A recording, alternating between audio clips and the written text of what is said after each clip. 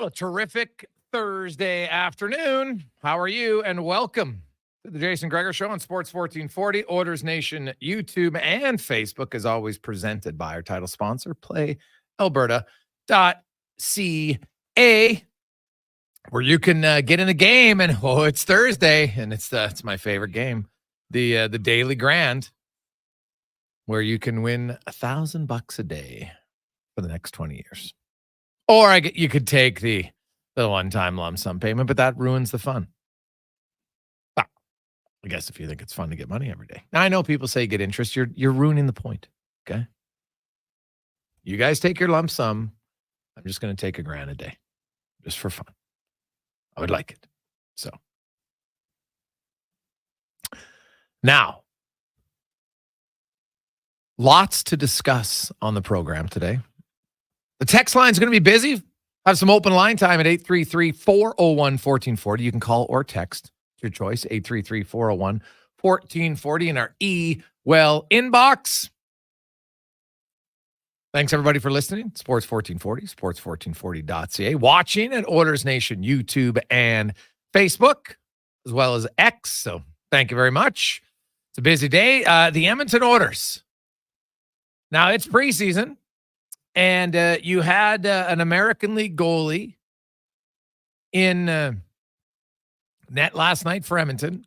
And in the second period, it was not good. 4 goals on 5 shots. A few of them, not ideal. But the Oilers have been getting pumped this preseason, 5-on-5. They have allowed 24 goals and scored 10. Now, I understand it's preseason, and there's no guarantee it carries over, but they're going to need to batten down the hatches. Actually, last night I thought might have been their best overall game. They outshot Seattle, outchanced them for long stretches, took too many penalties, but couldn't score. And then when they did give up goals, it was in like boom, boom, boom fashion. Right, 2 goals in 40 seconds to end the second period. It was 2-2. They gave up 2 goals early in the second period. Yeah, the second period was ugly, but not really in how they played. Just when you allow 4 goals on 5 shots, I can't really critique the defensive play that much. You didn't get a save. And, Olivier Rodrigue is not going to be here when the regular season begins. Calvin Pickard said yesterday before they left to Seattle that he's good and he was skating and expects to be ready. Regular season, of course, starts next Wednesday. I don't expect Pickard to start until next weekend when the Oilers have a back-to-back. So Skinner will start next Wednesday. And then they play Chicago on Saturday and the Flames on Sunday. So Pickard's going to play one of those, I would assume. And then they got the Flyers here on the Tuesday. But you look at the Oilers, and people asked, what about their goaltending depth? What can they do about it? I think it's a fair question. Now, some people suggested Martin Jones. I don't see why you would do that. Martin Jones, the last 6 seasons, has had an .896 save percentage. I don't see why you would go there. I think there's the waiver wire option. Now, of course, the challenge is if the Oilers are going to claim a goalie, then they're going to have to waive Pickard. And if they claim a goalie on waivers, now it's not a guarantee because the team putting in there probably has 2 goalies. They might just turn around and lose Pickard. So it's not a great situation because they don't have like an experienced number 3 right now. Now, it's one game for Olivier Rodrigue. It's one game. It doesn't mean that every game is going to allow 4 goals and 5 shots. I'd be pretty confident in saying he's probably not going to allow 4 goals on 5 shots on a regular basis by any stretch of the imagination. But clearly, it's a small area of concern. And it's not necessarily super easy to fix. You probably would have to acquire a goalie. Because if you try to claim one on waivers, that means then you got to keep him on your NHL roster. That doesn't really help you unless you think you can squeeze Pickard through. But I sure as heck wouldn't go sign Jones. That doesn't help you at all. He hasn't been in training camp. So you're going to bring him in. And what? And then waive Pickard? and Jones hasn't played a preseason game, hasn't been in camp, that doesn't do you any good. So maybe there's another goalie out there that I think is better than Pickard. I guess we'll have to see, but I'd be surprised. But that doesn't really solve your problem unless you think Pickard goes through. So their goaltending organizational depth, which only becomes an issue if Calvin Pickard really struggles. And what I saw last year, I don't see any reason for him to grossly struggle. I have said, I think it's going to be harder for him to repeat his .909 save percentage than will be for Stuart Skinner. Just because I look at age and I look at history and everything else, I think Stuart Skinner's career trajectory is going up. Now Pickard, he might be a .907. We're talking, that's minimal. But if he's better, that's great. It would be awesome for him. But you just look at today's NHL and what the average save percentage is, around .904, .905 now. It's the average. For him to be .909 again, that would be a great year. It'd be a great season. You would take it and do cartwheels and say, thank you very much, I'm out. You'd be Kramer in it all over the place. So we'll touch on that. The orders, you know what? There are times in that game, there was a few shifts, the Draisaitl line, you're like, all right, starting to get some chemistry. Move the puck around quite well on the Dermott goal specifically. And we got text coming in already at 833-401-1440. What's your thoughts on Dermott? Well, I don't think he looked overly comfortable on the right side. I wouldn't play him ahead of Emberson or Stetcher for sure. And he doesn't bring the element that Josh Brown brings. And I know Josh Brown seems to be in 4 preseason games for some fans, and it's kind of the same group that like to find somebody and they just want to hammer on him, and it's Josh Brown. I don't think Brown was horrible last night. Actually, I thought he was probably better last night than he had been in other games. And please don't bring up plus minus last night when your goalie makes no saves and literally no saves, right? 1 save in the second period. He only gave up 5 shots.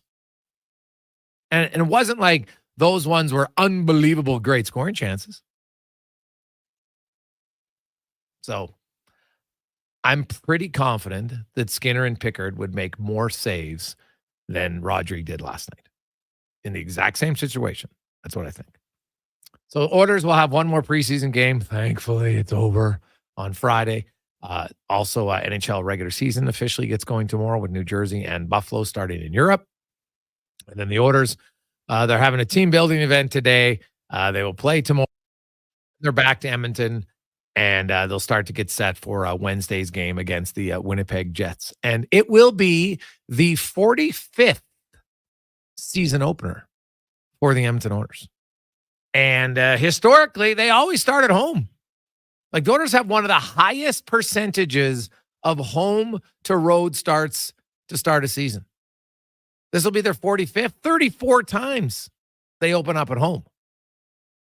So, Oiler fans, you haven't had to wait long to see your team on home ice most years.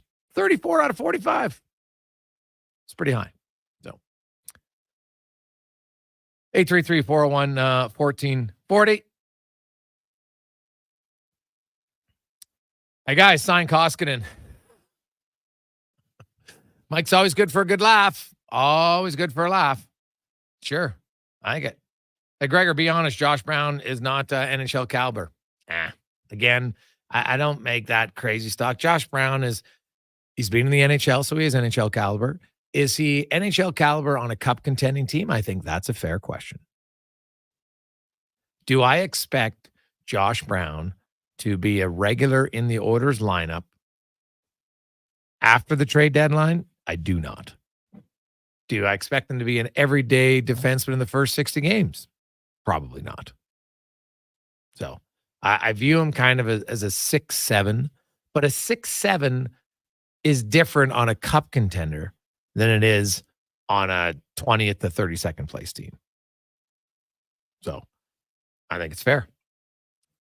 I look at Troy Stetcher. I wrote the article today at OilersNation.com about Stetcher. And so far through camp, it's kind of been a training camp that mirrors his career a little bit. Maybe being overlooked a bit thus far. You've seen Emberson practice with Nurse. Brown's been with Kulak more. It seems like that's their plan to start the season. And Stetcher is going to have to, when he gets in, kind of outplay those guys. Now, some would argue that's not fair, and I think that's a valid point. But that's just how it is sometimes in life, in sports. Not everything's fair. Not everything's equal. Some people may have to grind a little bit more than others. And there you go. But I kind of like Troy Stetcher. He skates well, moves the puck. Obviously, you know what? There's some concerns with his size. And like I've said many times, Troy Stetcher could be on my team in the regular season. I'm hesitant to have him as a regular in the playoff line. I'll just say that because I think we've seen here the last 7-8 years, size really matters. Now, unless you're elite skilled offensively, I do think size matters a lot. Big, hulking, it matters. Not 100%, but it matters. And, you know, I think Stetcher is competitive enough. I never worry about that. There's just certain times where you got a guy who's 6'3", and if all things are equal, and one guy's 5'10", and one guy's 6'3", well, the 5'10" guy just doesn't take up as much space. And in the playoffs, and really in hockey, if you can take away time and space from a player, it makes it harder for them. Every offensive player will tell you the more time and space they have, the more comfortable they feel. So it's a no-brainer. But I won't be surprised if the Troy Stetcher ends up playing more games than Josh Brown. I won't be surprised by that at all. But I also don't believe the organization, after a few preseason games, for a guy they signed to a 3-year deal, there's things they like about Brown's game that I expect they'll give him some time to show it. Not forever, but they'll give him some time. For sure. Why couldn't the Oilers claim a goalie and just carry 3, considering they're going to carry 12 forwards anyway? Would that not be a way to solve the issue? Comes from Doug. Well, Doug, in theory, you're right. They could do it. Do I think they would or should? No. I'm not a big believer of 3 goaltenders, especially when you only have 12 forwards that are healthy. Because then the minute you have a nick, you're just now you're going to have to put someone on waivers anyway. So that goalie that you've claimed, now he's going to take away some shots from Pickard in practice. I'm not so much worried about taking some from Skinner because Skinner's going to get the majority anyway. He's a starting goalie. But take some away from Pickard. It just adds a little uneasiness at times in your room. So I would try to avoid that strategy if I was the Edmonton Oilers. It would definitely not be my first choice to look and say, hey, let's go get a third goaltender and we're going to run with 3 goals. Edmonton's done it before. Other teams have done it. I can't recall the last time it was overly successful for any extended period of time. And right now, I don't see the need to do it. Let's see Calvin Pickard play here before we want to write him off. I think it might be a tad of an overreaction. Now, if you're concerned about organizational depth, okay, that's valid. But again, it's one game of Olivier Rodrigue.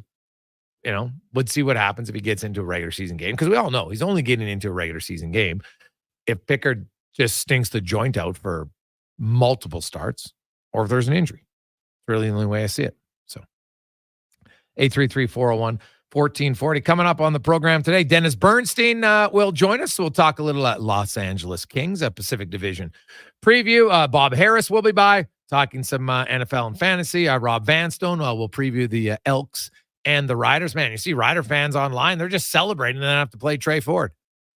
Jeez, it's just unfortunate that he's so inconsistent. Really inconsistent.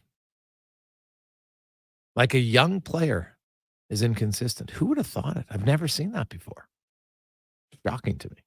A quarterback, especially Connor Halley. A quarterback who isn't, and the thing is, I don't even know if I see him as inconsistent, as I've outlined the numbers this year. There's very little that shows inconsistency there, actually. Shows one tough game against Winnipeg, the same team that limited your veteran starting quarterback to a whopping 38 passing yards in their first 7 series, led to them going 2 and out, 3 and out, 4 and out, 2 and out, and trailing 34-3 in the first 28 minutes of the game. Lights out Irene. So, let's see. Thursday nighter, we'll talk about that. We got Tony Marinaro. We'll preview the Habs, who we haven't done yet. We'll preview a little Montreal. Spec will be by.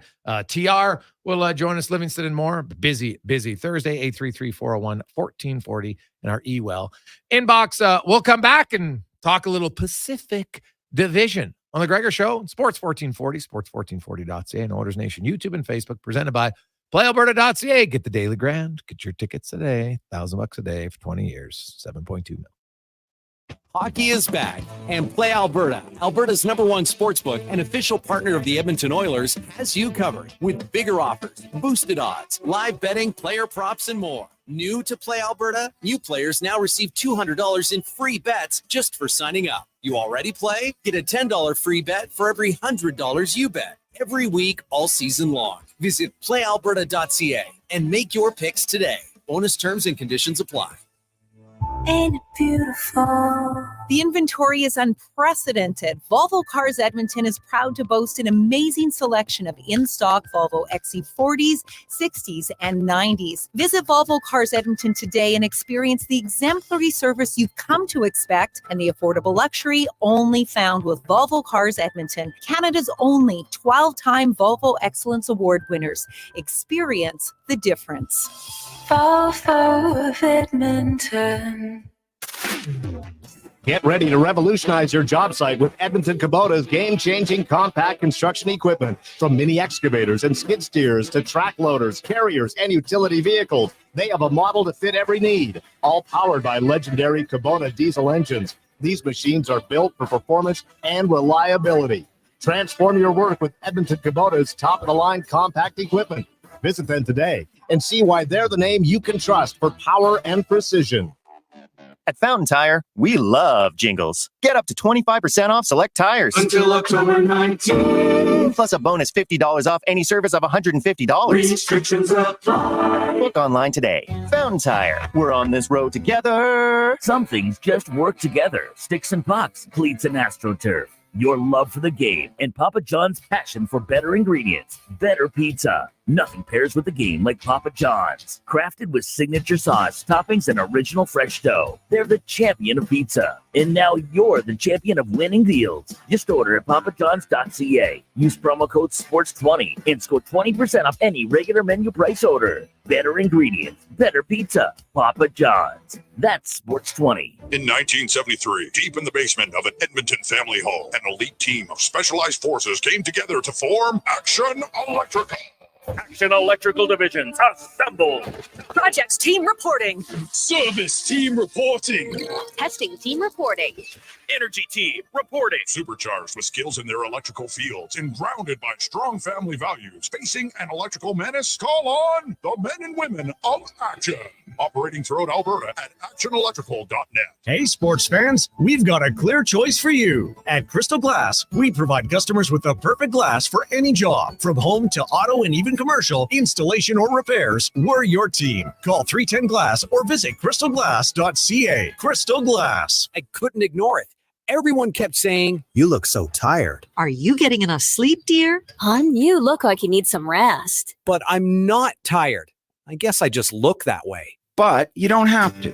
I'm Dr. Vance Elliott, and I provide skin-refreshing treatments designed to give you a fresh and natural appearance. Don't worry, we won't drastically change how you look, but we will help you look as energetic as you feel. Book your consultation today at drvanceelliott.com. For over 65 years, Denham Ford has delivered the customer service and value that keeps Albertans moving. And now the value is better than ever. Don't miss your chance to pay what Ford employees pay during the factory authorized employee pricing event. You'll see real invoice pricing on all vehicles, like savings up to $16,000 on Super Duty models. It's Ford employee pricing, but only until September 30th, where cars always cost less. Denham Ford, in Wetaskiwin or at denhamford.ca.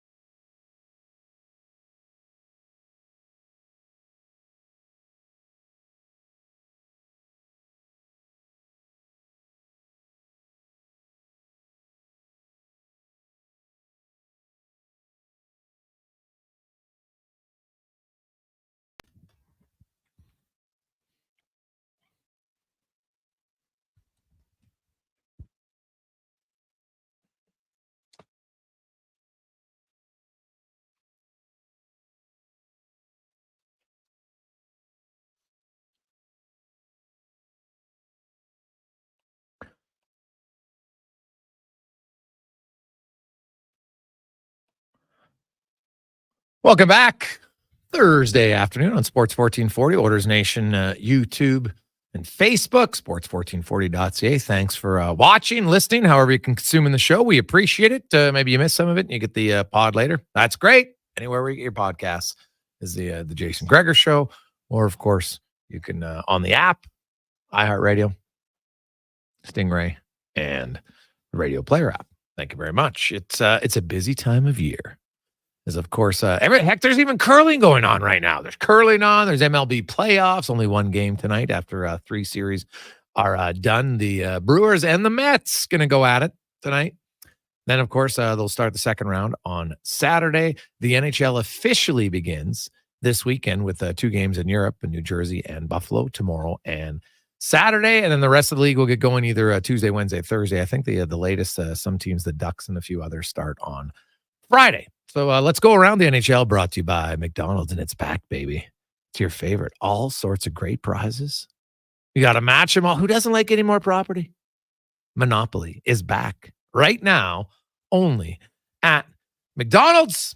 As we are joined by a longtime veteran reporter from the fourth period in Sirius XM, Dennis Bernstein, who instead of joining us from LA, because the Kings are on the road for training camp as their building is undergoing some renovations, joins us from Quebec City, Dennis Bernstein. Dennis, how you doing? Have you had some poutine yet, my man? Not yet, JG. That's in the plan post-game. So yeah. I got here yesterday. Jason, it's a shame that the NHL isn't going to come to Quebec City because I don't know if you've ever been here, but it's an amazing, beautiful town. The arena's big, 19,000, but there's just no corporate support to support the team. But yeah, the Kings will be on the road for basically forever. So after the 2 games in Quebec City, they're going to stay on the road for 7 road games because, as you mentioned, Crypto.com Arena is having renovations done. So their opener is until the October 24th against the San Jose Sharks. We had an option to go either Prague or Quebec. Figured I'd save a couple $1,000s by going to Europe, by not going to Europe here in Quebec City. Dennis, now they're going to do this again next year too, right? Like this is a few off season. So what kind of renovation? So, because I know Oiler fans travel well. They like to go to LA. It's a fun place, not just for hockey, but for the beach and everything else. What renovations are we going to see this year in the arena? Yeah, we heard their Oilers fans the last 2 seasons in a row in the springtime, so they travel very, very well. Brand new scoreboard, which was a long time coming, and then all the concourse in both upper and lower bowls are going to be renovated as well. So different stores, they're having a changeover in branding on the restaurant in the arena, so it's going to be a better experience for the fan, not only to watch the game, but all the other trappings around the game, getting food and things of that nature. It's a great building, Jason, but it's now I think 25 or 26 years old, and usually when a building's that old, you build a new arena. Well, you're not building a new arena in LA at any time unless you're Steve Ballmer and you're a billionaire and you can build a new arena for your own home team. So it'll be a better experience, both Kings fans and visiting fans this season. Is there talk of him building an arena for the Clippers? He built it. It's the Intuit Dome. Is it open? I didn't know that. Yeah, so it's open. It's open. I think the Weeknd played there. They had a couple of concerts, but they built it, Jason. So like it's a total Clipper-centric building. So like behind the basket is like 50 continuous rows of seats. And if you're not wearing Clippers gear or you're wearing gear from the other team, you can't sit there. That's how crazy Ballmer is. So he spent a couple of billion. And here's the thing, Jason, it's across the street from SoFi. And it's on a boulevard that's probably 4 lanes long both ways. So if there's a Rams game and then a Clippers game that night, as bad as traffic is here in Los Angeles, it's going to be twice as bad. But it's supposed to be a brand spanking new building with all the bells and whistles, the most bathrooms per capita per fan in I think all of sports. So it's gonna be. I haven't been there yet, but it's a really intriguing building. So yeah, Ballmer went in and got his team out of Crypto.com, and now they have their own home right by SoFi in Englewood. Well, he was listening to the fans because if there's one criticism when you go to games, it's a lot of times you go to a hockey game, you got to make the choice. I'm either going to go in the washroom line or I'm going to go in the beer line. You can't do both. Absolutely. Yeah. 100%. Now let's talk about the Kings. Obviously, it's been a brutal preseason because they lost Drew Doughty, right? Yep. Your best defenseman's out, and when it's month to month, Dennis, like we're probably talking like maybe late December, January, something like that. So I guess let's start there. There's not one guy that's going to eat his minutes. Who's going to do it collectively? Okay, so both guys are going to step up. So I talked to Jordan Spence actually after the morning skate. So he played about 14 and a half minutes last night. That's probably going to go up by 3 minutes. probably 17. But the kid you want to look out for is Brant Clark, who they expected great things from. And they expected if Drew was healthy that he'd start on the third pair with Joel Edmondson, where, everybody's heading for the exits when they signed Joel Edmondson for 4 years in LA. But, it's a guy they need on the third pair. So Brant might play more, at the beginning, you would think maybe 13 minutes a night. Well, that might go up to 17. And right now, your third pair right defenseman is Kyle Burrows, who played in San Jose for basically an AHL team last year. I know people are freaking out because he was a -42. He's not that bad of a player. I think his numbers are more representative, Jason, when he played in Vancouver. So he's a third pair defenseman. Now, they had a lot of departures with respect to the team this year. They had 6 departures. One was the goaltender. The other 5 guys that left prior to Drew's injury, the combined goal total was 46 goals. I think they had an opportunity to be better offensively up front. But when Drew leaves with his 50, and people forget how great a season Drew had. He had 50 points and 15 goals. I mean, Brant Clark might get there, but probably not this season. So it's going to be that terrible word that they use, right? By committee. So you might see a situation where, Jordan Spence might play 22, 23 minutes a night. Here's the problem, Jason. He's not irreplaceable, but the hardest player to replace on the LA Kings was Drew Doughty. And you mentioned how long he's going to be gone for. I would peg it right now somewhere between American Thanksgiving and first of the year. That's what it's be. So the Kings have a road trip in New York, middle of December. I wouldn't be surprised if Drew's on that trip. He's still right home right now. He's just had surgery a couple of days ago. So I think his return would be a couple of months. But in a division that looks really brutal and even harder than last season, to have Drew missing for 20 or 30 games, that's a major task for the Kings. 100%. Dennis Bernstein joins us in the fourth period in Sirius XM, covering the LA Kings. They're in Quebec City on the road. They haven't played a home preseason game. Now, they did play a few at their AHL affiliate in Ontario, and now they're in Quebec, and then they'll head out to start a 7-game road trip to start the season. Without Drew Doughty, it's tough. No Dubois. So, you know what? Quentin Byfield is going to be center regularly this year, Dennis. I thought he was excellent last year for the LA Kings. And I've actually quite liked how they've developed him. Bigger guys historically will take a little bit longer. Absolutely. There wasn't massive rush or anything. They had the benefit of having Anze Kopitar to kind of shelter him. But kind of is this the year where maybe he needs to take even more responsibility for that team? I think so, Jason. And you mentioned Dubois. And here's the thing. You mentioned the depth at center. And I think one of the most disappointing things about Dubois, he was set up to win. He didn't have to be the 1C. He could have come in as a 2C and had Deneau at the 3C. Let's get 25 assists, and the effort wasn't there, obviously, so he's moved on. Here's the thing about Quentin Byfield. He was turning into a man last year. When you see him now in the locker room with the shirt off, he's a man. He's developed, more, his upper body's stronger. And when talking to Jim Hiller today, we talked about the move to center. And, Quentin's a natural center. We talked to him at last year's exit meetings. He said, look, I'm a center. So they're talking about maybe moving Dubois to wing. Now the trade, obviously, he's in the middle. He's set up and he's really comfortable. And when you got a kid who's 6'5" and 220 coming at you in center ice on the forecheck with his speed, he's going to be dangerous. So I think he had like 20 and 35 last year, about 55 points. I expect more from Quentin Byfield. Now, will it be in the goal department or will it be in the facilitator department? Now, right now he's lined up, which could be a really good line, with Kevin Fiala on his left and your old friend Warren Fogle on the right, who I maintain in Game 7 in the spring will score the game-winning goal against the Oilers in the playoffs. But all kidding aside, that's a really good line. That's a quick, fast line with some size. So, I expect a lot from Quentin Byfield and certainly more production than he had last season because he's finally maturing. That was his first full year last year, people forget.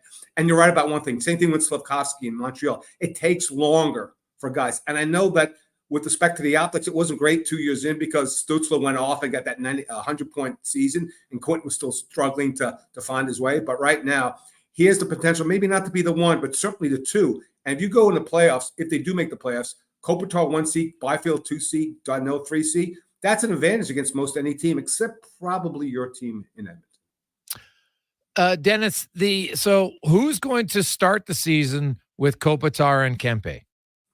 Alex Laferriere. Okay. He had 12 goals last year on the bottom 6. Here's and I've drawn this parallel. If he can become the next Alex Iafallo for the Kings, 15 to 17 goals, maybe 45, 50 points, he'll fit in well. Because, Jason, when you play with Kopitar and Kempe, you should get some points. Really? I mean, you should. Like, if he's at the halfway mark at 8 goals, Maybe look at Fiala moving him up. Maybe there's some other options, but he will start there. He's a good kid. He's mature. And again, this is a younger lineup that you're going to see for Los Angeles this year. We talked about LaFerriere just now, but Akil Thomas is going to be in the lineup. Alex Turcotte probably both starting on the fourth line. LaFerriere, look, he's not a classic first line left wing, but the Kings have had success, even though they haven't had a ton of success in the playoffs, with that type of player alongside Kopitar and Kempe. You have a youngster. Now is it Fagemo? I don't know how to say his name. Yeah, Fagemo. Yeah. Okay. 43 goals in 50 games. I know it's the American League, but still, it's 43 goals in 50 games as a 23-year-old, not a 29-year-old. He was put on waivers last year. Nashville claimed him. Then they went down. LA was able to reclaim him. Is he making this roster this year, Dennis? How's he looked? I think he's going to go on waivers. Here's the thing, Jason. Martin Ferk also scored like 40 goals in the AHL. And I know they're different type of players. He looks like a tweener, Jason. It looks like one of those guys who can produce in the AHL, but when we get to this level with bigger defensemen and faster forwards, he's not in the top 12. So right now, I think Trevor Lewis would still be there. So possibility, but I think he goes on waivers, goes back down because they're probably going to carry 8 defensemen because of their Doughty injury. So that's going to be a decision for Rob Blake to make. But I think he's just one of those tweeners that has success in the AHL and just can transition to the NHL. Alex Turcotte, is he going to stick? Yeah, he's going to stick. He's going to be on the fourth line to start. The question with Alex Turcotte's always been, can he stay healthy? Yeah. He's a very tenacious player who gets injured a lot because of his style of play. But he's going to start with Akil Thomas and Turcotte. And that's why I think this is going to be a quicker, younger team than what Edmonton fans and all NHL fans saw in the playoffs. So it's going to be quicker and younger, but he's going to stick. And remember, he's a 5th overall pick, so there's potential there. I just haven't seen translate offensively, but I think with respect to his tenacity on the ice, that's the type of fourth-line player that you want. Hopefully he graduates to maybe the middle 6 by the time we get to mid-season or late season, but he will make the team. He'll be on the team, probably paired with Akil Thomas, maybe Trevor Lewis in the middle. But when I look at this team, Jason, they got rid of Blake Lizotte. They didn't tender him. He went to sign in Pittsburgh. They still don't really have a true 4C.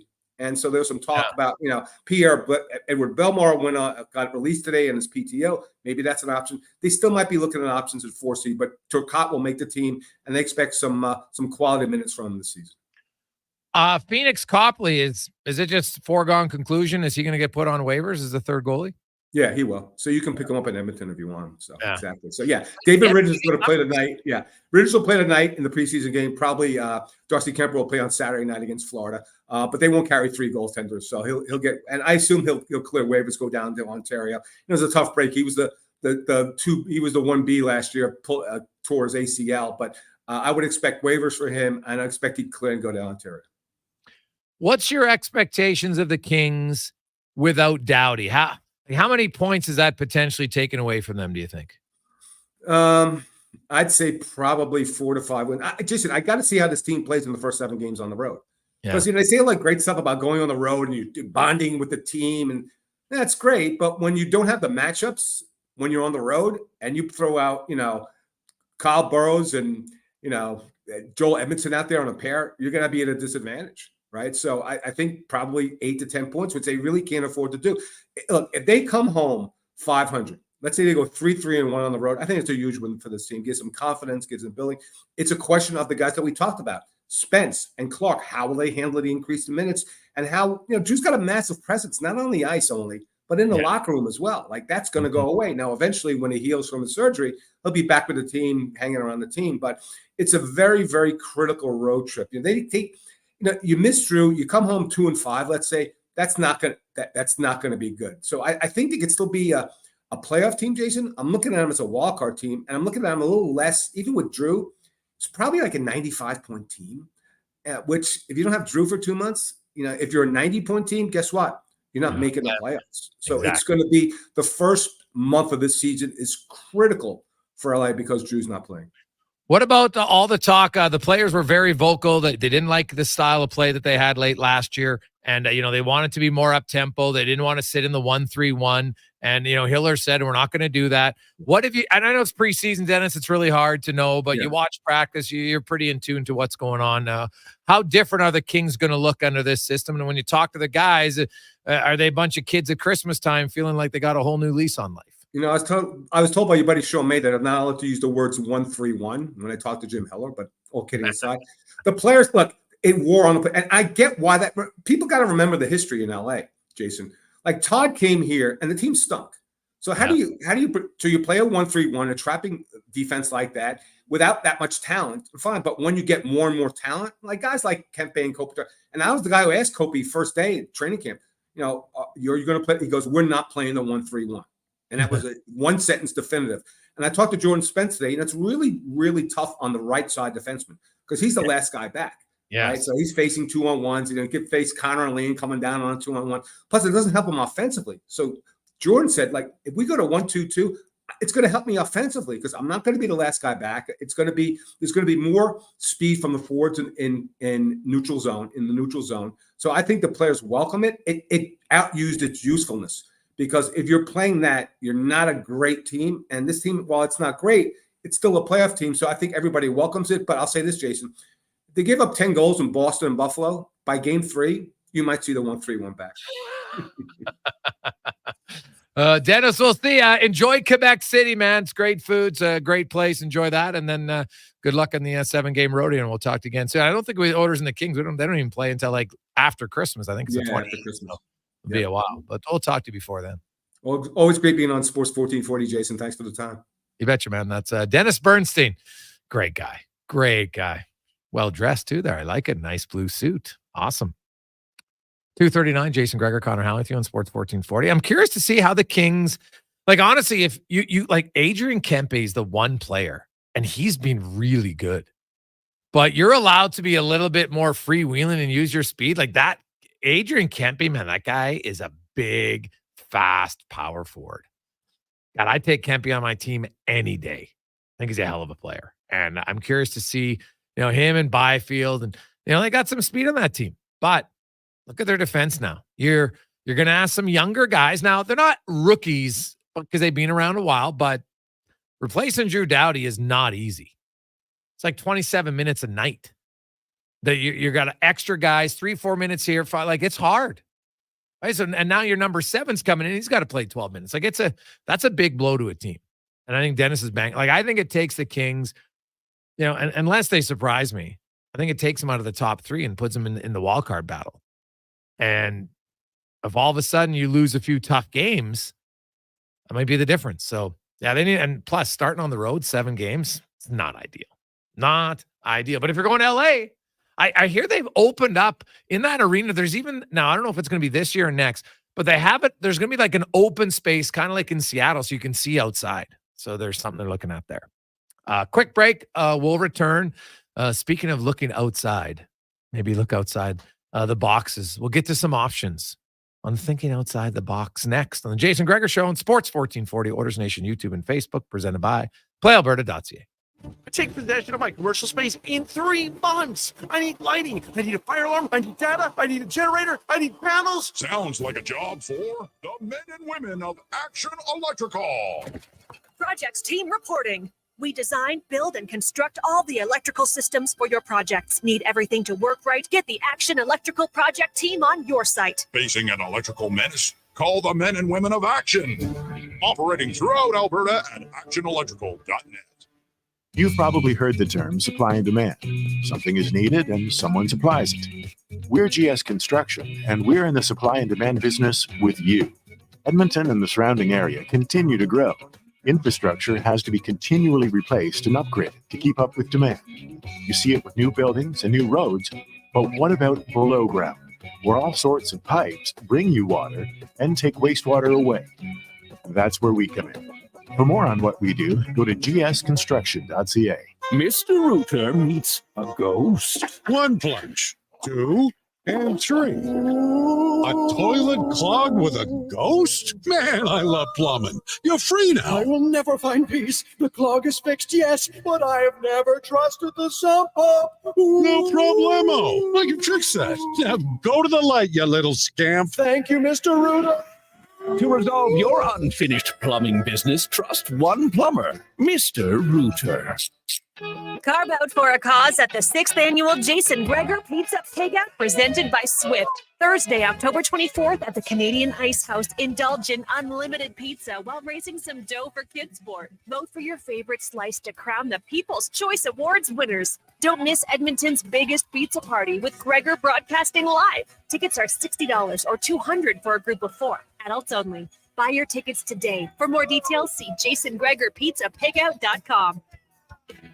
Hockey is back, and Play Alberta, Alberta's #1 sportsbook and official partner of the Edmonton Oilers, has you covered with bigger offers, boosted odds, live betting, player props, and more. New to Play Alberta? New players now receive $200 in free bets just for signing up. You already play? Get a $10 free bet for every $100 you bet. Every week, all season long. Visit playalberta.ca and make your picks today. Bonus terms and conditions apply.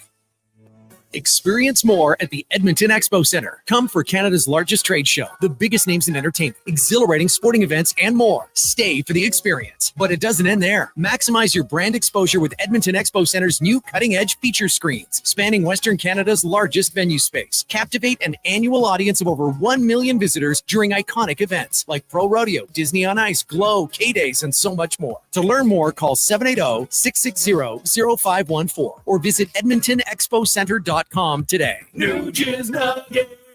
This is New Jizz Nuggets, brought to you by Legacy Heating and Cooling. What nugget of heating and cooling advice does Nuge have today? You can save a lot of money by bundling your new furnace and AC with Legacy. It's kind of like saving money on an endorsement by bundling me, Ryan Nugent-Hopkins, with someone like, I don't know, Zachary Martin Hyman. Thanks for suggesting me, Nuge. Get no payments and no interest for 1 year on your new AC and furnace from Legacy Heating and Cooling. Proud sponsor of New Jizz Nuggets.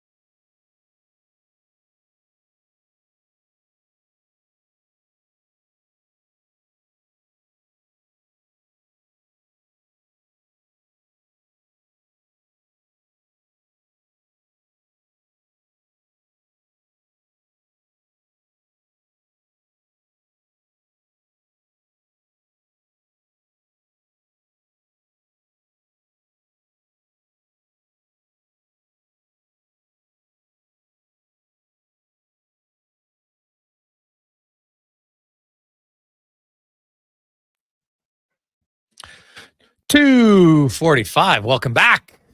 Jason Gregor, Connor Halley with you on Sports 1440, Oilers Nation, YouTube, and Facebook. We've got a lot of text to get to. We're also going to have a question for you to chime in on in the next hour. You can think about it. Your breakout player in the NHL this year.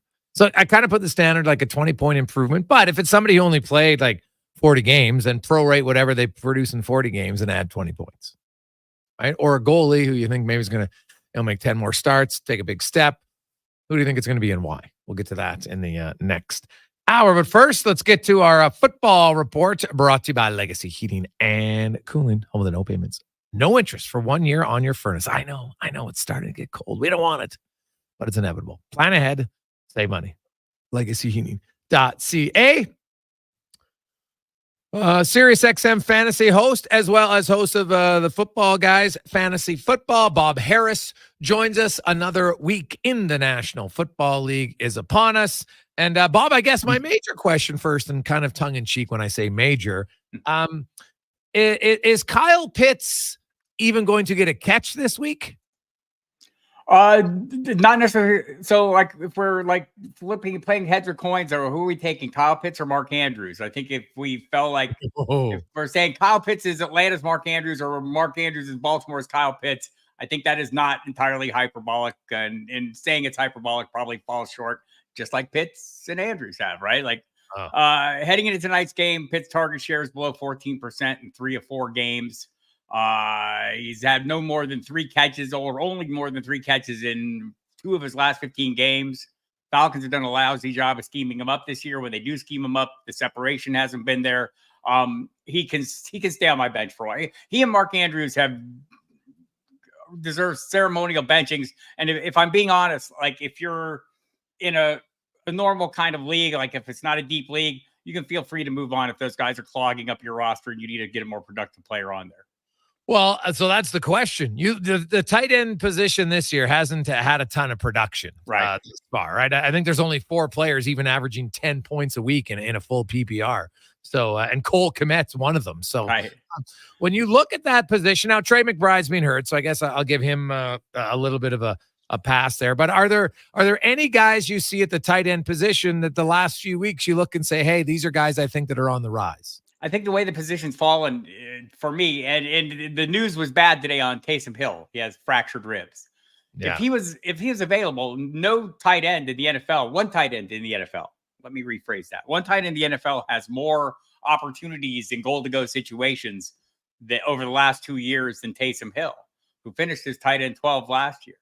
Like, he's outside the bounds this year because he did miss the game, but playing a varied role, like in this particular environment where we have guys that we've been counting on to put up high-end production, I would say coming into the year that Taysom Hill was a total crapshoot. Just like you're rolling the dice. You might get good outcomes, you might not. I feel like that's every tight end in the NFL right now.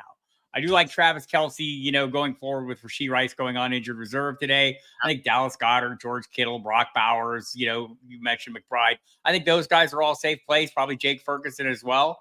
But outside of that, it seems like you're taking your chances. So I would have been in on a outlier like Taysom Hill because he plays multiple snaps at quarterback, plays multiple snaps at running back, lines up in the slot, gets high leverage opportunities, and you're looking at guys like that. If you're out there like trying to say, am I starting Mike Gesicki or Hunter Henry this week? Taysom Hill might have been the answer. Don't like the injuries, but it's a mess of a position. It just has fallen apart this year for some reason. Hoping for some normalization, right? I think, Jason, we it's easy to forget every year we come into this, and more we need to realize that September is the new August. October, maybe we get a little normalization as things start to work out. And maybe we'll get some of these tight ends that we expected to fare better. Evan Ingram's been out for quite some time, so that could be an issue. He should be back this week. So maybe we'll start getting a little more normalization, and then we can always lean into the people who are sharp enough to grab the Brock Bowers of the world, in drafts. And I have to admit, I was not keen on it. He's way outperformed expectations, but if you can get a producer, and maybe Dalton Kincaid gets a little course corrected as well, but he's fallen so far short. The expectation was he would lead this team in targets, the Buffalo Bills, and it's just not working that way. Bob Harris joins us, so you can follow him on Twitter at Football Diehard. Bob, you mentioned you studied this for a long time. It's what you do in fantasy, and you kind of say September is now the new August because starters are barely playing. So if you were in leagues, is patience even more of a virtue now, or do you need to be more aggressive and try to make wheels and trades early in a fantasy year? This is the fine line, Jason, the fine line. Like, we spent an entire offseason telling ourselves happy stories about players we want to draft and sad stories, sad tales of woe about the players we want to avoid, right?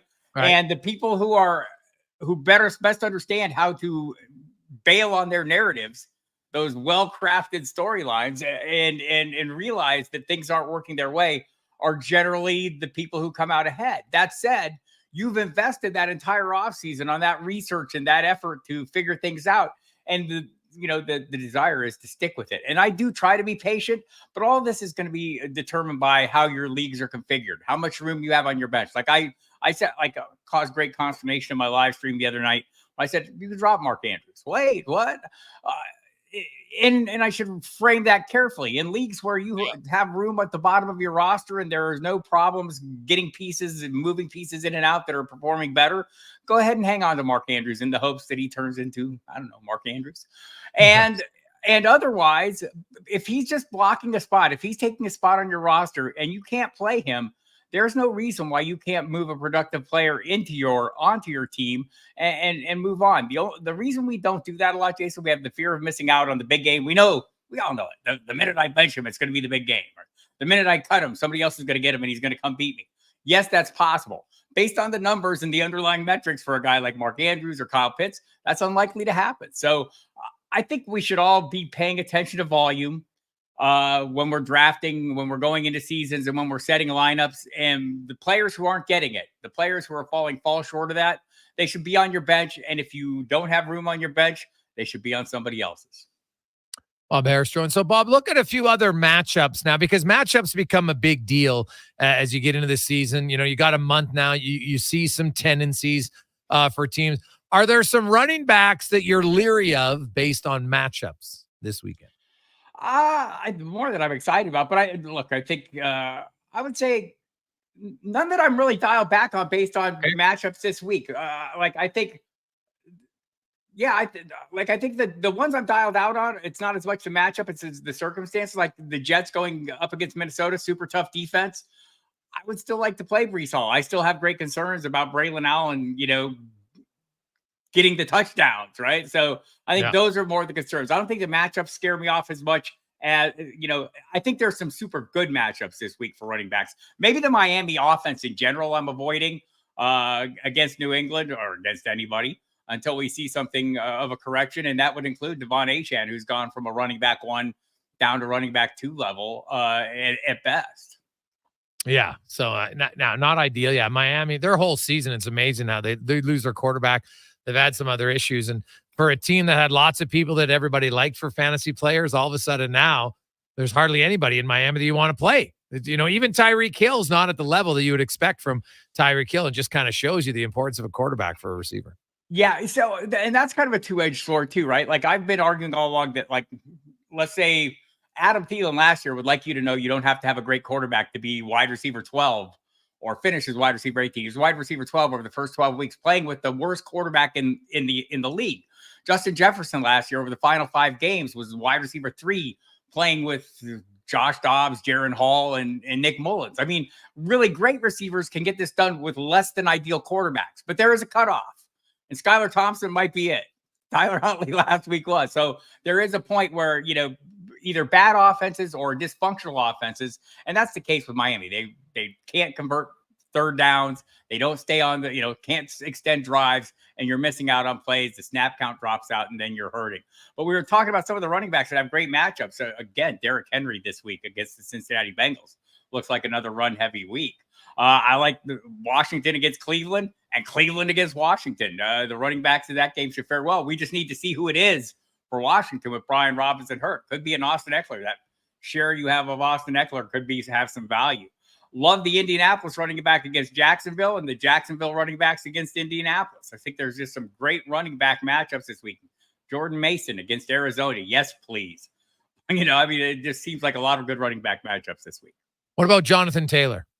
I don't think he's going to play this week, so I'd be playing Trey Sermon, assuming he's going to get the call. I know they say it's a mild high ankle sprain, and I know we see Justin Herbert out there hobbling around with his high ankle sprain. Also, he's not a running back, and it seems like even a mild high ankle sprain is still a high ankle sprain. So, think we'll not see him, and it's a good opportunity for Trey Sermon. Jacksonville down, Boyle Luacan out on IR, the dominant middle linebacker there. They have some other injuries. They also have injuries in their secondary, though, that should allow, let's say Anthony Richardson doesn't play and it's a big Joe Flacco day. Get your Josh Downs fired up, get your Michael Pittmans fired up, and feel good about it.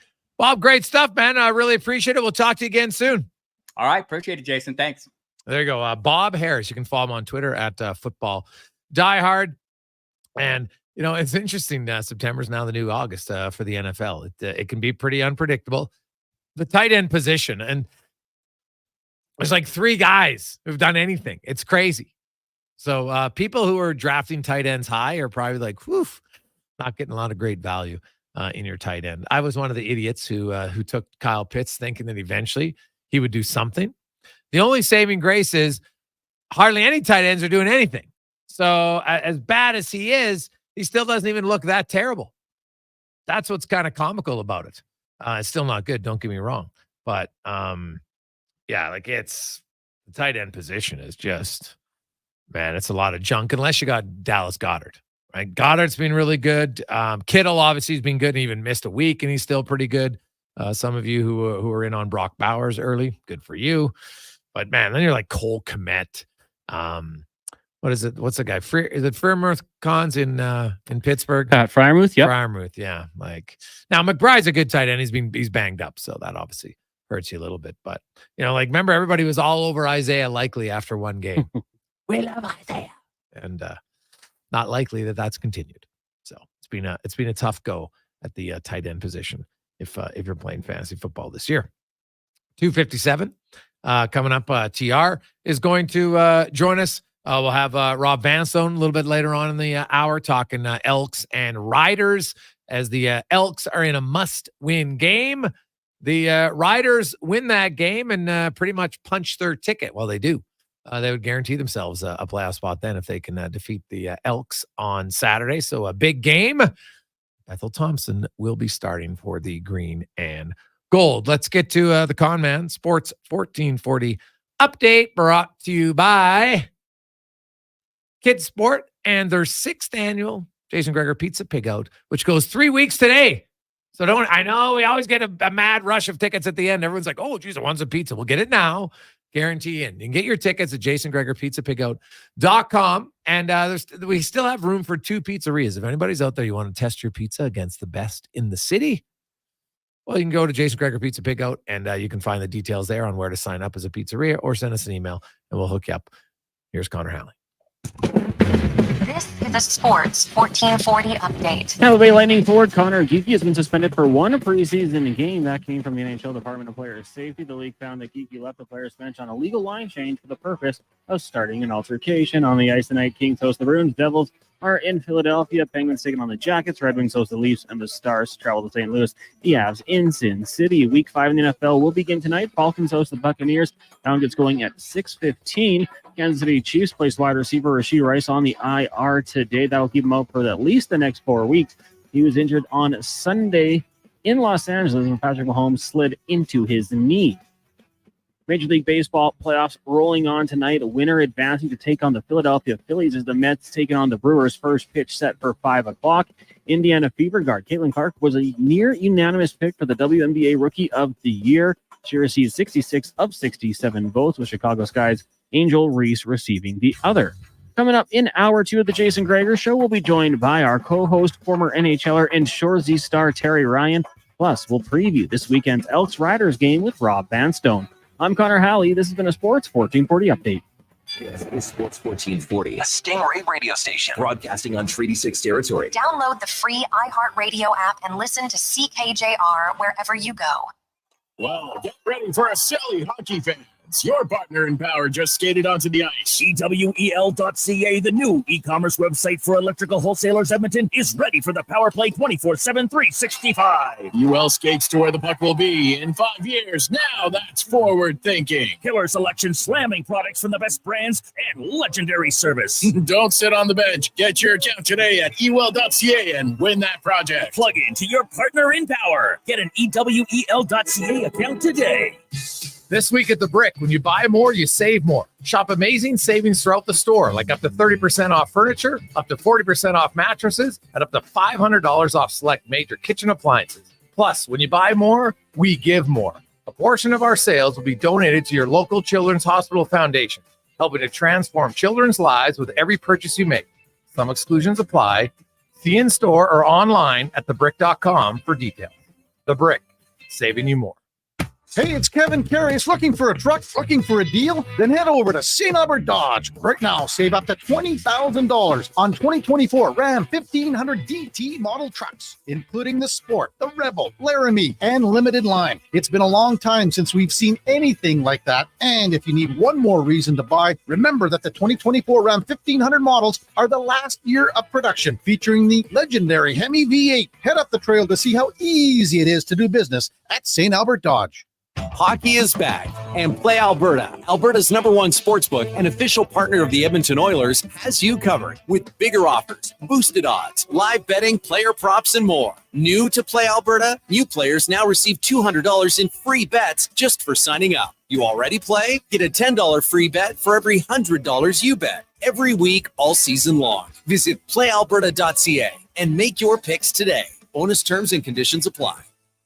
From bench to bench, sport to sport, Elite Promotional Marketing will help take your teamwear to the next level with a wide selection of uniforms, apparel, and promotional products. So when you want your team to look elite, head to ElitePromoMarketing.com. At Fountain Tire, we love jingles. Get up to 25% off select tires. Until October 19th. Plus a bonus $50 off any service of $150. Restrictions apply. Book online today. Fountain Tire. We're on this road together.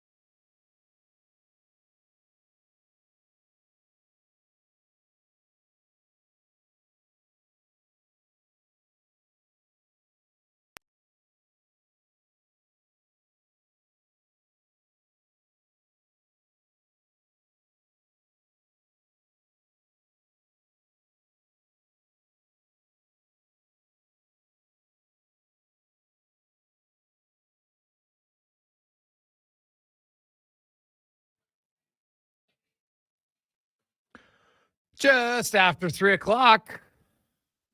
How are you? It is the Jason Gregor Show on Sports 1440. Welcome back. Sports1440.ca. Also, Oilers Nation YouTube and Facebook. We have lots to discuss. I know it's you've seen some snippets of it. The entire episodes will be launched tomorrow. If you are interested in the behind the scenes from the playoffs from the NHL, I know everybody's showing the rant. Well, the rant's the wrong word. Just the McDavid is pretty fired up after they're down 2-0 in the series in Florida, right, of the Stanley Cup final.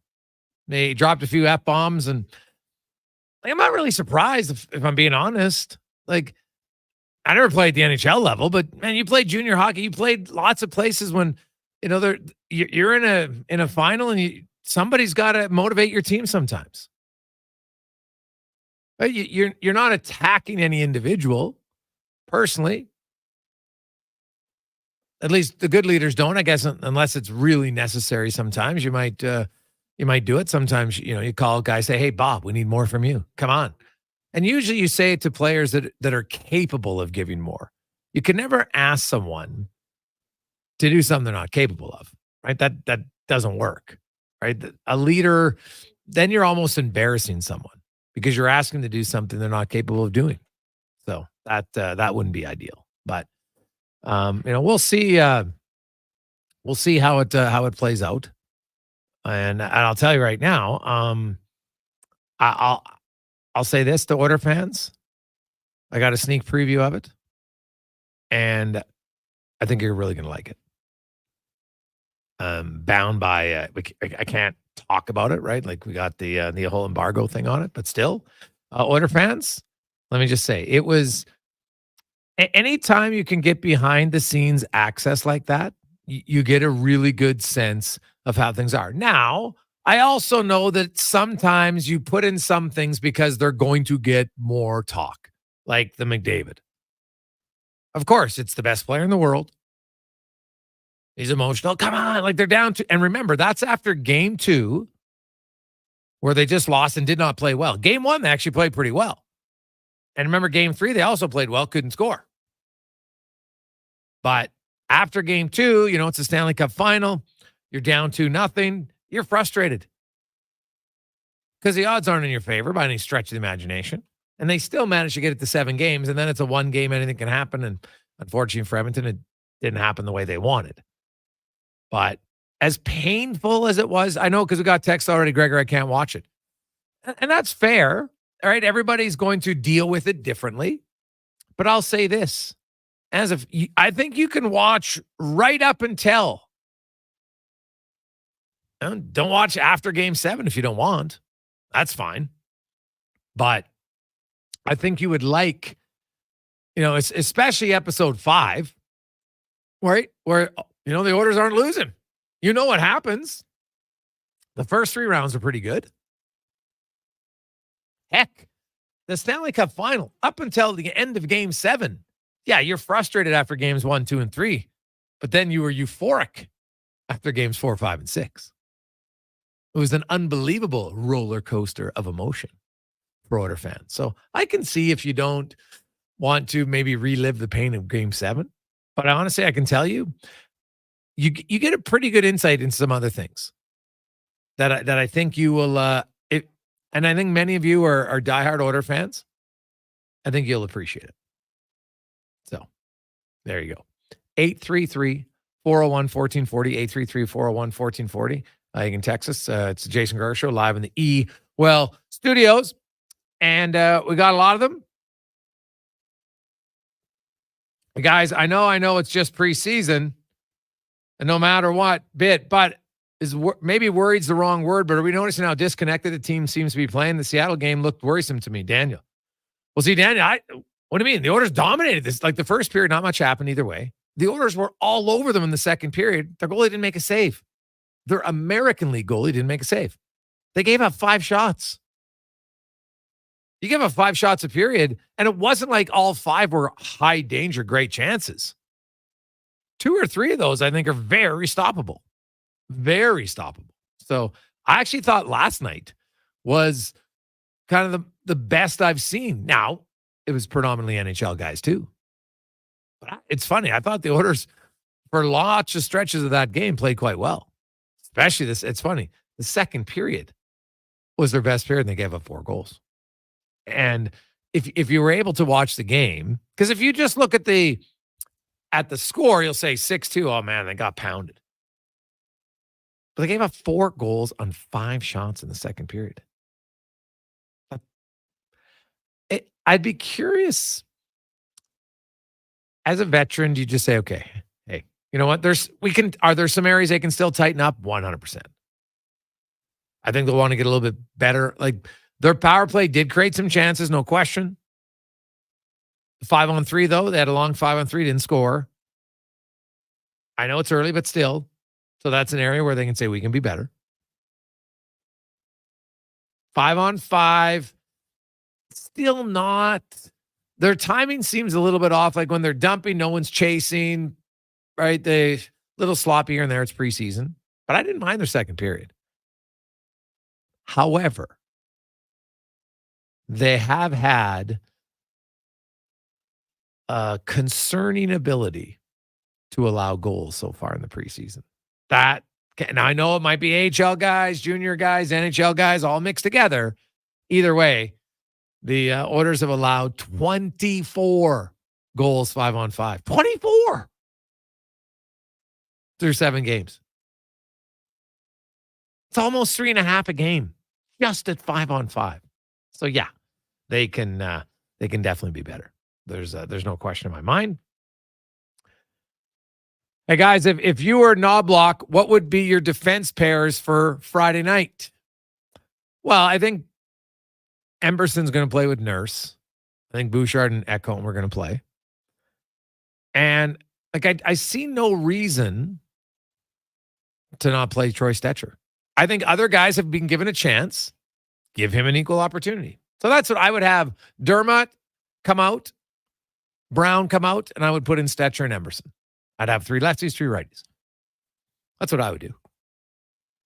Up front, now Raphael Lavoie, he's hadn't skated in a few days. So yeah, if he didn't go through a real hard skate today, I can't say how he plays. So that really sucks. Like that's terrible timing for him. He was having a decent camp. Terrible timing. Yeah, you want Pickard to play, but I'd rather have Stuart Skinner play. I want my starting goalie sharp. So I'd play Skinner. I think I'm going to go with my top 3 lines. Perry and Podkolzin come in, and then Kajula's out, and it's either Philp or Ryan. I probably know what I have in Derek Ryan. So I'd give Philp another look if it's me. I've liked a lot of them. So I'd give him another look. We'll see. But that's what I would do. What about you, Cons? Anything? What would you do on the blue line?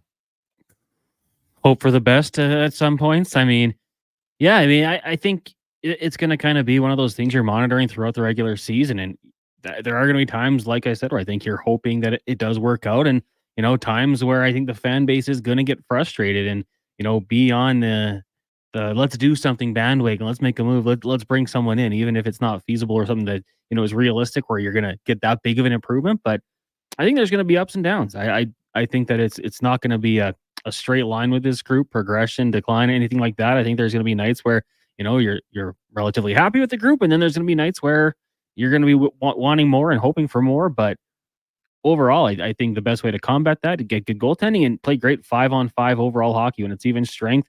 Nobody's taking shifts off or making those crucial errors. I think you can overcome it by playing a good even strength game. 833-401-1440, 833-401-1440. Our other question today: who is your breakout player in the NHL this year? So we're looking at a 20-point improvement, but keep in mind, if a guy had 15 points last year in 30 games, it doesn't mean he gets 35. That means he'd have to get 60, because 15 and 30, if you prorate it, that's like 40 points in 80 games. So then he's up to 60. So keep that in mind. Who are some of your options as breakout players? 833-401-1440, 833-401-1440. Hey guys, I was emotionally drained after that cup run and was gutted after we lost. I can't revisit it, from Rockford. Gregor, as much as you tried to convince me, I don't think I could watch it. Honestly, it must be painful. It's a good question. From what I've seen, the outcome. So, it's not like you're watching it for the first time and you're gutted. So, I think it might be hard for some people to see the disappointment, but that was pretty obvious anyway, right? I don't think anybody's going, geez, I can't believe how upset they were. They just lost in Game 7 Stanley Cup final. I didn't think it'd be that bad. Of course it's bad. It's brutal. Not a lot said. Right? Now, you've seen the Hyman speech post-game already. I remember when he was like, guys, if you can't come back here, we got something special. Remember, basically, I'm paraphrasing. That's what he said. So I just think you get it. I think Oilers fans are really going to like episode 5. Episode 6, of course, the ending. It's not great, but I think you'll still enjoy it. But episode 5 is something I think every Oilers fan would enjoy. I could not see how episode 5 would be anything negative for you at all. I think it'd be a little bit eye-opening. And I'm trying to remember if there was anything in that episode where Oilers fans would be like, oh, I don't like that. Oh, that's too hard to watch. Nothing in that episode. The final one, you can figure out why. Obviously, it was, Game 7 loss, Stanley Cup, all of it. So, but there's also the excitement of coming back. See, you kind of gotta go both ways on that. Hey guys, 2006 was more gut wrenching for me, to be honest. That's an interesting question for Oilers fans, because our memory overall from 2006 till now, do you really remember that feeling? Some of you might, if it really, and I think it might depend on where you are in life. If you're 2006 and you know what, you're right into it, whatever. But 18 years later, maybe you're older, maybe you have kids, maybe you weren't watching as often, you're at your kids' events or something, right? Life changes. So while you're still invested, maybe it's not the same, right? So part of it has to do with timing of your life and where you're at.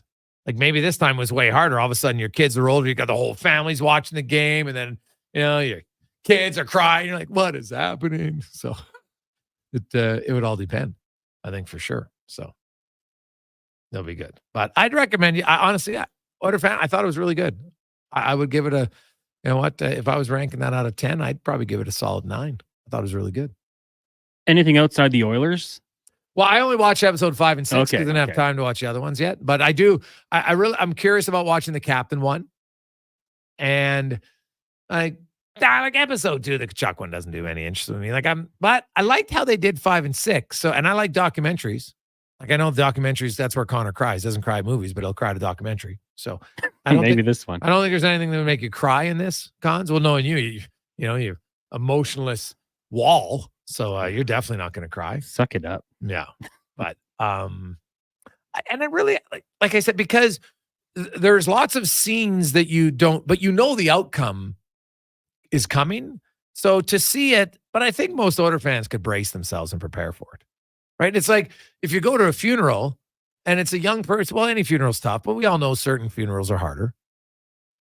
And if you go to like a funeral of a, young person, or maybe it's, it's a dad who just passed away, he's got young kids, and you go there and you're just like, geez, this is really hard. Like, what? You kind of knew going in it was going to be difficult, didn't you? I think that's kind of how I would equate this. You know the outcome. You know what happened. You get to see all the joy, and then there's a little bit of suckiness. For sure. Hey, guys, I think Shane Wright's going to have a breakout year from Joe Daddy. Yeah. He would be at top of my list. For sure. Dylan Guenther. How about Dylan Guenther in Arizona last year? Now he's in Utah, but he had 35 points in 45 games. Was in the minors to start, got called up and played. He might have had the quietest 35 and 45 in the NHL last year. Not a lot of people are talking about it. So where can he go this year? Another guy, we just talked about the LA Kings in the first hour. Brant Clark's going to get a lot of power play time for the LA Kings, and he's a good power play player. That's a guy that could just because he's going to get more opportunity than most young D-men on that power play, he should put up more production than maybe you would have thought 2 weeks ago when Drew Doughty was healthy. Hey, guys, what about Mercer in New Jersey? Well, I definitely think he can bounce back, right? 2 years ago, what did he have? 56 points, and this last year he was like 33. So if he gets back to 53, I don't know if it's a breakout, but it's a bounce back. I would put him in the bounce back category. Not breakout, because if he scores 20, well, he scores 53 again. He's already at 56. It's not a breakout, but it's a bounce back. Maybe don't call it a comeback, Hans, being here before, but you know what I'm saying. Hey, Gregor, how'd you watch this? Isn't it out tomorrow? Well, Northside Lou, being a member of the media, you can apply and ask for it, because then you'll talk about it, but you can't give too much detail. So that's how I was able to get it. Spec also got it. I think a few other people. Well, obviously lots of other people, I would assume, around the media world. So if you applied to get it, then you get approval. So, but that's why I'm being very vague, because I can't give you specific details. It comes out tomorrow. Then next week, I'll give everybody the weekend. We can chat about it more in detail next week before the start of the regular season. And I think Oilers fans will like it. I'll say that. I would know, you got to know, because you know the outcome. Of course, I know you're not going to be happy with what happens in the final episode. I get that. But I'm talking, I think you will appreciate and respect the access they had, and a side of some of the players that you haven't seen before. And that to me is always good. Hey guys, Quentin Byfield jumps up to 75 points. Morris, I don't mind that bet, Morris, at all. 55 to 75 is going to have significant more minutes. I think the style that they're going to play is a little bit more beneficial to how he plays. So I don't mind that one at all. Hey, Greg's Matthew Nyes in Toronto. My breakout guy. That's not a bad pick either. Right? He's on a good team. He has a new coach, so you're always a little, the old coach obviously really liked him. He got to play lots, but like he had 35 points. Really good rookie season. And man, he's a big, strong guy. He's like 6'3", 220. He's only going to get stronger. So could he jump up to 55 points? Like, it's not a crazy ask. Yeah, I could see that. For sure, I could see that. So I don't mind that pick at all. Quick break. When we come back, we'll talk a little green and gold. And at least according to online Rider fans, they're pretty happy about the Elks quarterbacking decision. We'll talk about the Riders QB situation, their defense, and what they're hoping to accomplish this weekend to put themselves officially in the playoffs and basically knock the Elks out of the playoffs. It's coming up next on the Gregor Show, presented by PlayAlberta.ca.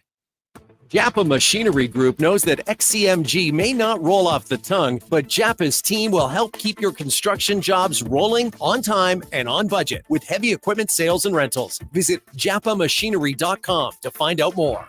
Michelle and Colette are sisters. Sisters who don't agree on much, especially when it comes to which hockey team is the best. Edmonton is the best, baby. Vancouver's #1. Even when it comes to meat snacks from Wilhawks. I love the parish wiener. The ham sausage rules. But they will agree Wilhock beef jerky is the best. it might just be the only thing Alberta hockey fans can agree on. Pick up some Wilhock beef jerky today because you don't win friends with salad. You'll see us digging holes. No, we're not looking for buried treasure. You'll see us digging trenches as well. And no, we're not building a fort. We're GS Construction, and you'll see us in neighborhoods throughout the Edmonton area. So what are we doing? GS Construction provides rehabilitation and upgrade services to Edmonton and surrounding communities. Some of our underground utilities have served us for years and are past their useful lives. We replace them, so they're around for years to come. Find out more at gsconstruction.ca. Carve out for a cause at the 6th annual Jason Gregor Pizza Takeout presented by Swift. Thursday, October 24th at the Canadian Ice House. Indulge in unlimited pizza while raising some dough for Kids Sport. Vote for your favorite slice to crown the People's Choice Awards winners. Don't miss Edmonton's biggest pizza party with Gregor broadcasting live. Tickets are $60 or $200 for a group of 4. Adults only. Buy your tickets today. For more details, see jasongregorpizzapigout.com. Hockey is back, and Play Alberta, Alberta's #1 sportsbook and official partner of the Edmonton Oilers, has you covered with bigger offers, boosted odds, live betting, player props, and more. New to Play Alberta, new players now receive $200 in free bets just for signing up. You already play? Get a $10 free bet for every $100 you bet every week all season long. Visit playalberta.ca and make your picks today. Bonus terms and conditions apply. Ain't it beautiful? There's electricity in the air. Carrie Dahl here for Volvo of Edmonton, where the Volvo XC40 and C40 fully electric vehicle is now in stock, along with a great selection of Volvo T8 hybrid models. Experience the trusted Volvo quality and technology to power into tomorrow at Volvo Cars Edmonton, Canada's only 12-time Volvo Excellence Award winners. Experience the difference. Volvo of Edmonton. For a silly hockey fans, your partner in power just skated onto the ice. EWEL.ca, the new e-commerce website for electrical wholesalers Edmonton, is ready for the power play 24/7, 365. UL skates to where the puck will be in 5 years. Now that's forward thinking. Killer selection, slamming products from the best brands, and legendary service. Don't sit on the bench. Get your account today at EWEL.ca and win that project. Plug into your partner in power. Get an EWEL.ca account today. Danny's share, 28,874. Kevin's share, 5,663. Maven and Dave's share, 20,885. Don and Kathy's share, 5,121. Sean and Michelle's share, 4,000. Each year, Vision Credit Union returns about 75% of our profits to our members. It's time you got your share. Find out how right now at whatsyourshare.ca. That's whatsyourshare.ca.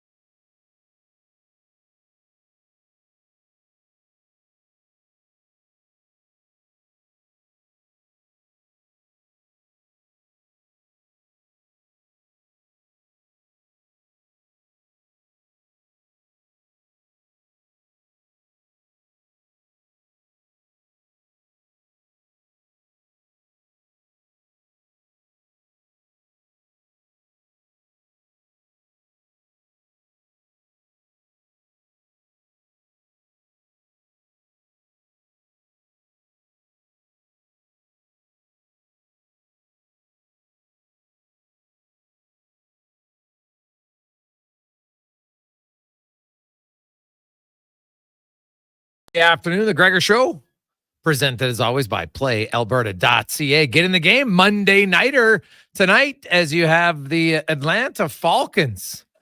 Jeez, I got to look. What do they have for Kyle Pitts? I might be a sucker. I might be less than wise, but I might have to look at Kyle Pitts tonight. Gosh, what's he got? Like 2 receptions? might not be a bad one. I'll try to find that out. Some player props for all Pitts when it comes to they have him over 30 receiving yards. What? Oh, jeez. Has he done that all year? God, I don't know. How many receptions they have, Matt? Over 2.5. Ooh, that's actually a really good line. It's a pretty sad state that you're like your starting tight end over 2.5. Like that should be a no-brainer all day, every day. But no, not so much with old Kyle Pitts. Well, he's got to get 3 catches tonight, can he, Cons? I mean, it's so frustrating because he could legitimately go over 30.5 receiving yards and under receptions. Like he's a big play waiting to happen, but it just doesn't happen. We're still waiting. Yeah, I know. Well, he's had targets. He's had the most catches he had all year is 3. 3 for 26, 3 for 20, 2 for 59. Then one was a 50-yarder, and they got tackled right at the goal line. That was brutal. And then last week, 3 targets, no catches. So targets are basically he's averaging just under 4 targets. So not a lot of targets. So geez, 2.5 catches. Geez, I would never go the under, but I might have to go the under on that one. PlayAlberta.ca. Oof. That's how bad it is for Kyle Pitts that you're thinking an under on 2.5 catches. Unbelievable. Wow, that is ugly. Lots more text line in 833-401-1440. Hey guys, why are so many people upset about Josh Brown?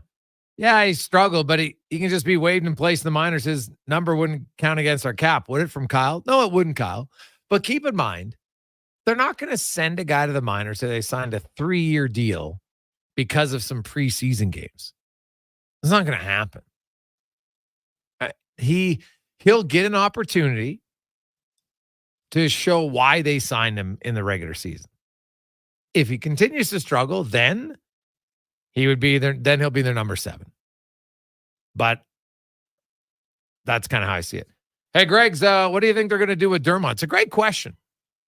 You know what? Like, Dermott was noticeable last night. I thought at times he struggled on the right side, though. He just didn't look natural over there. And so that's the challenge for this team is he's you could argue he's played better than Brown, but he's on the left side, so he's your number 4 lefty, and he didn't look great as a right side guy. So I don't see them putting Brown on waivers, even though he wouldn't get claimed, but they signed him for 3 years. Teams don't really function that way. You're like, okay, we made a terrible error. We haven't even played the guy in a regular season game, and you're just going to toss him aside. I don't see that happening. But like I said, when the regular season starts, if he struggles and struggles and struggles, 4 or 5 games, then yeah, it wouldn't even take 4 or 5. It might take 2.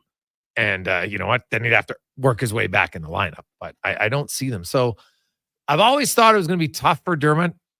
Now, would he sign a contract and they send him to the minors and you know what? Clears, because if somebody wanted to take him, they could just sign him right now. Why would they wait for the orders to sign him and put him on waivers? That makes no sense. Right? Unless they tried to sign him and he's like, no, I'm going to sign in Edmonton. But if he signs in Edmonton, he would kind of know, they're going to tell him, okay, we'll sign you, but we're sending you to the minors. Right? Like they're going to tell him that before they sign him. That's kind of a common courtesy. You're not going to bring the guy into camp and then say, hey, we're going to sign a contract. Then the next day, oh, by the way, we're sending you to the minors. What? I didn't sign on for that. So they would definitely tell him if that's the case. 833-401-1440 in our email inbox. Hey, guys, who do you think this plays the best out of Gleason, Dermott, and Brown? Well, it doesn't really matter because it's 2 lefties and a righty. Right? And I think, honestly, Josh Brown is what Josh Brown is. I think there's a little bit of a pack mentality. These guys are, so now you watch for Brown, and every time he makes a mistake, it's magnified. Oh, there he's making another mistake. So lots of people didn't like the signing when it happened. So they're automatically going to go in with a biased evaluation. Just like if you really like a signing and the guy plays poorly, you're going to be like, yeah, but he played well. Oh, yeah. Right? It happens both ways. And that's okay. There's nothing wrong with it. But it happens both ways. So he'll get a regular season slate. I think that's where that's what they're going to look at with him. But keep in mind, Josh Brown, don't expect him to be. If you're watching him, expecting him to move the puck well, then I think the onus is on you to change your evaluation because that's not who he is. That's not what he does. That's not why they signed him. Sure, you want him to move the puck okay, but if you're expecting him to move it well, you'll probably be disappointed. So it's just not how it is. So you know what? And everything's magnified when the team's just getting pumped like they have been, like 6 goals a game almost. It's crazy. And so their first game against Winnipeg, but then there was 6 each night in Calgary, 6 night against Winnipeg, 4 against Seattle, even in a win. Vancouver, what was the score in Vancouver? No, they gave up 6 to Canucks, did they not, Cons? On Friday night? Or sorry, not Friday night, but on Monday? I think they did. Or maybe it's 5. And then they gave up 6 again last night. Like it is. Yeah, 6 in both those games against the Flames. 6 against the Jets. 5 against the Kraken. Or 4 against the Kraken. 4 against the Kraken. Then 6. Mm-hmm. Then 6. Preseason. Yeah. Don't worry about it. And so, because hey guys, anybody who thinks the Oilers are going to be a cup contenders dreaming, watch how they're playing. Okay. All you have to do is look at last year, man, to realize that comment is just one based out of frustration. The Oilers were 2-9-1 and looked brutal in 12 regular season games with their full roster. You got to remember, half these preseason games, you got half of NHL guys dressed, right? So it's hard. That's why I try not to put too much positive or negative evaluate. I can like a player and say, hey, I think he's playing well. Doesn't guarantee he's going to have regular season success. And if a player's struggling, I'm like, yeah, it's preseason. The intensity is not the same. Depending on your style of play, you might look better in a more intense game. There's lots of factors. New player coming to a new team, you can't overlook that. It's just the truth. Some guys take a little bit longer to get acclimatized to their new team, rightly or wrongly. It's just how it is. So, yeah, they beat the Canucks 3-2 in the shootout. So, and then 6 last night. So 6, what's that? 6 3 times 4. Yeah. All I know is they've been outscored 24-10, 5-on-5 in the preseason. But keep in mind, lots of those games you got, some games you had 5 or 6 NHL regulars. Stuart Skinner's played a game and a half in the preseason. Calvin Pickard, your backup goalie's played, but he played a half a game and then like 10 minutes. So, yeah, it's not that record is not a reflection of your regular season team. Now, 2-9-1 in the regular season, 100% that is. And that's what happened last year. Was not good.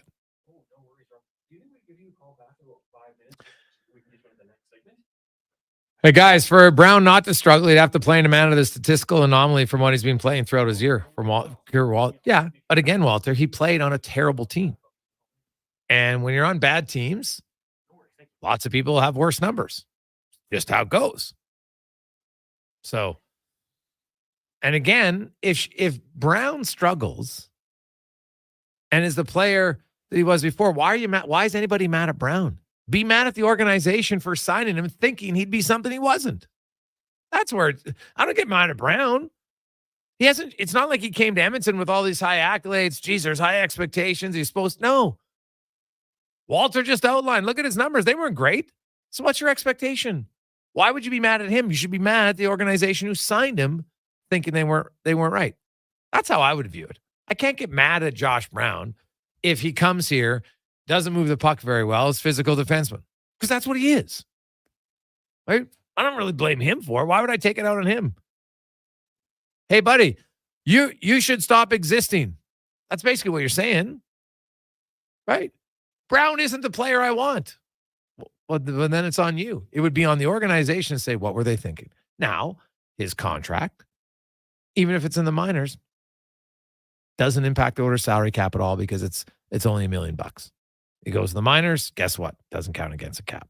So it's not like Jack Campbell, where when Jack Campbell struggled, there was a terrible signing, and then he struggled, and even though he was in the minors, it was still $3.8 million counting against the cap. That's brutal. In the case of Brown, it's a mistake that really only impacts your pay scale, not salary cap, but payroll.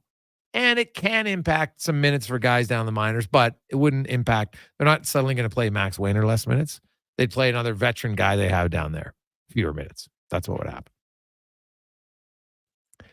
3:37. When we come back, Rob Vanstone will join us to talk Riders and Elks on the Gregor Show, presented by PlayAlberta.ca. Hockey is back, and Play Alberta, Alberta's #1 sportsbook and official partner of the Edmonton Oilers, has you covered with bigger offers, boosted odds, live betting, player props, and more. New to Play Alberta, new players now receive $200 in free bets just for signing up. You already play? Get a $10 free bet for every $100 you bet every week all season long. Visit playalberta.ca and make your picks today. Bonus terms and conditions apply.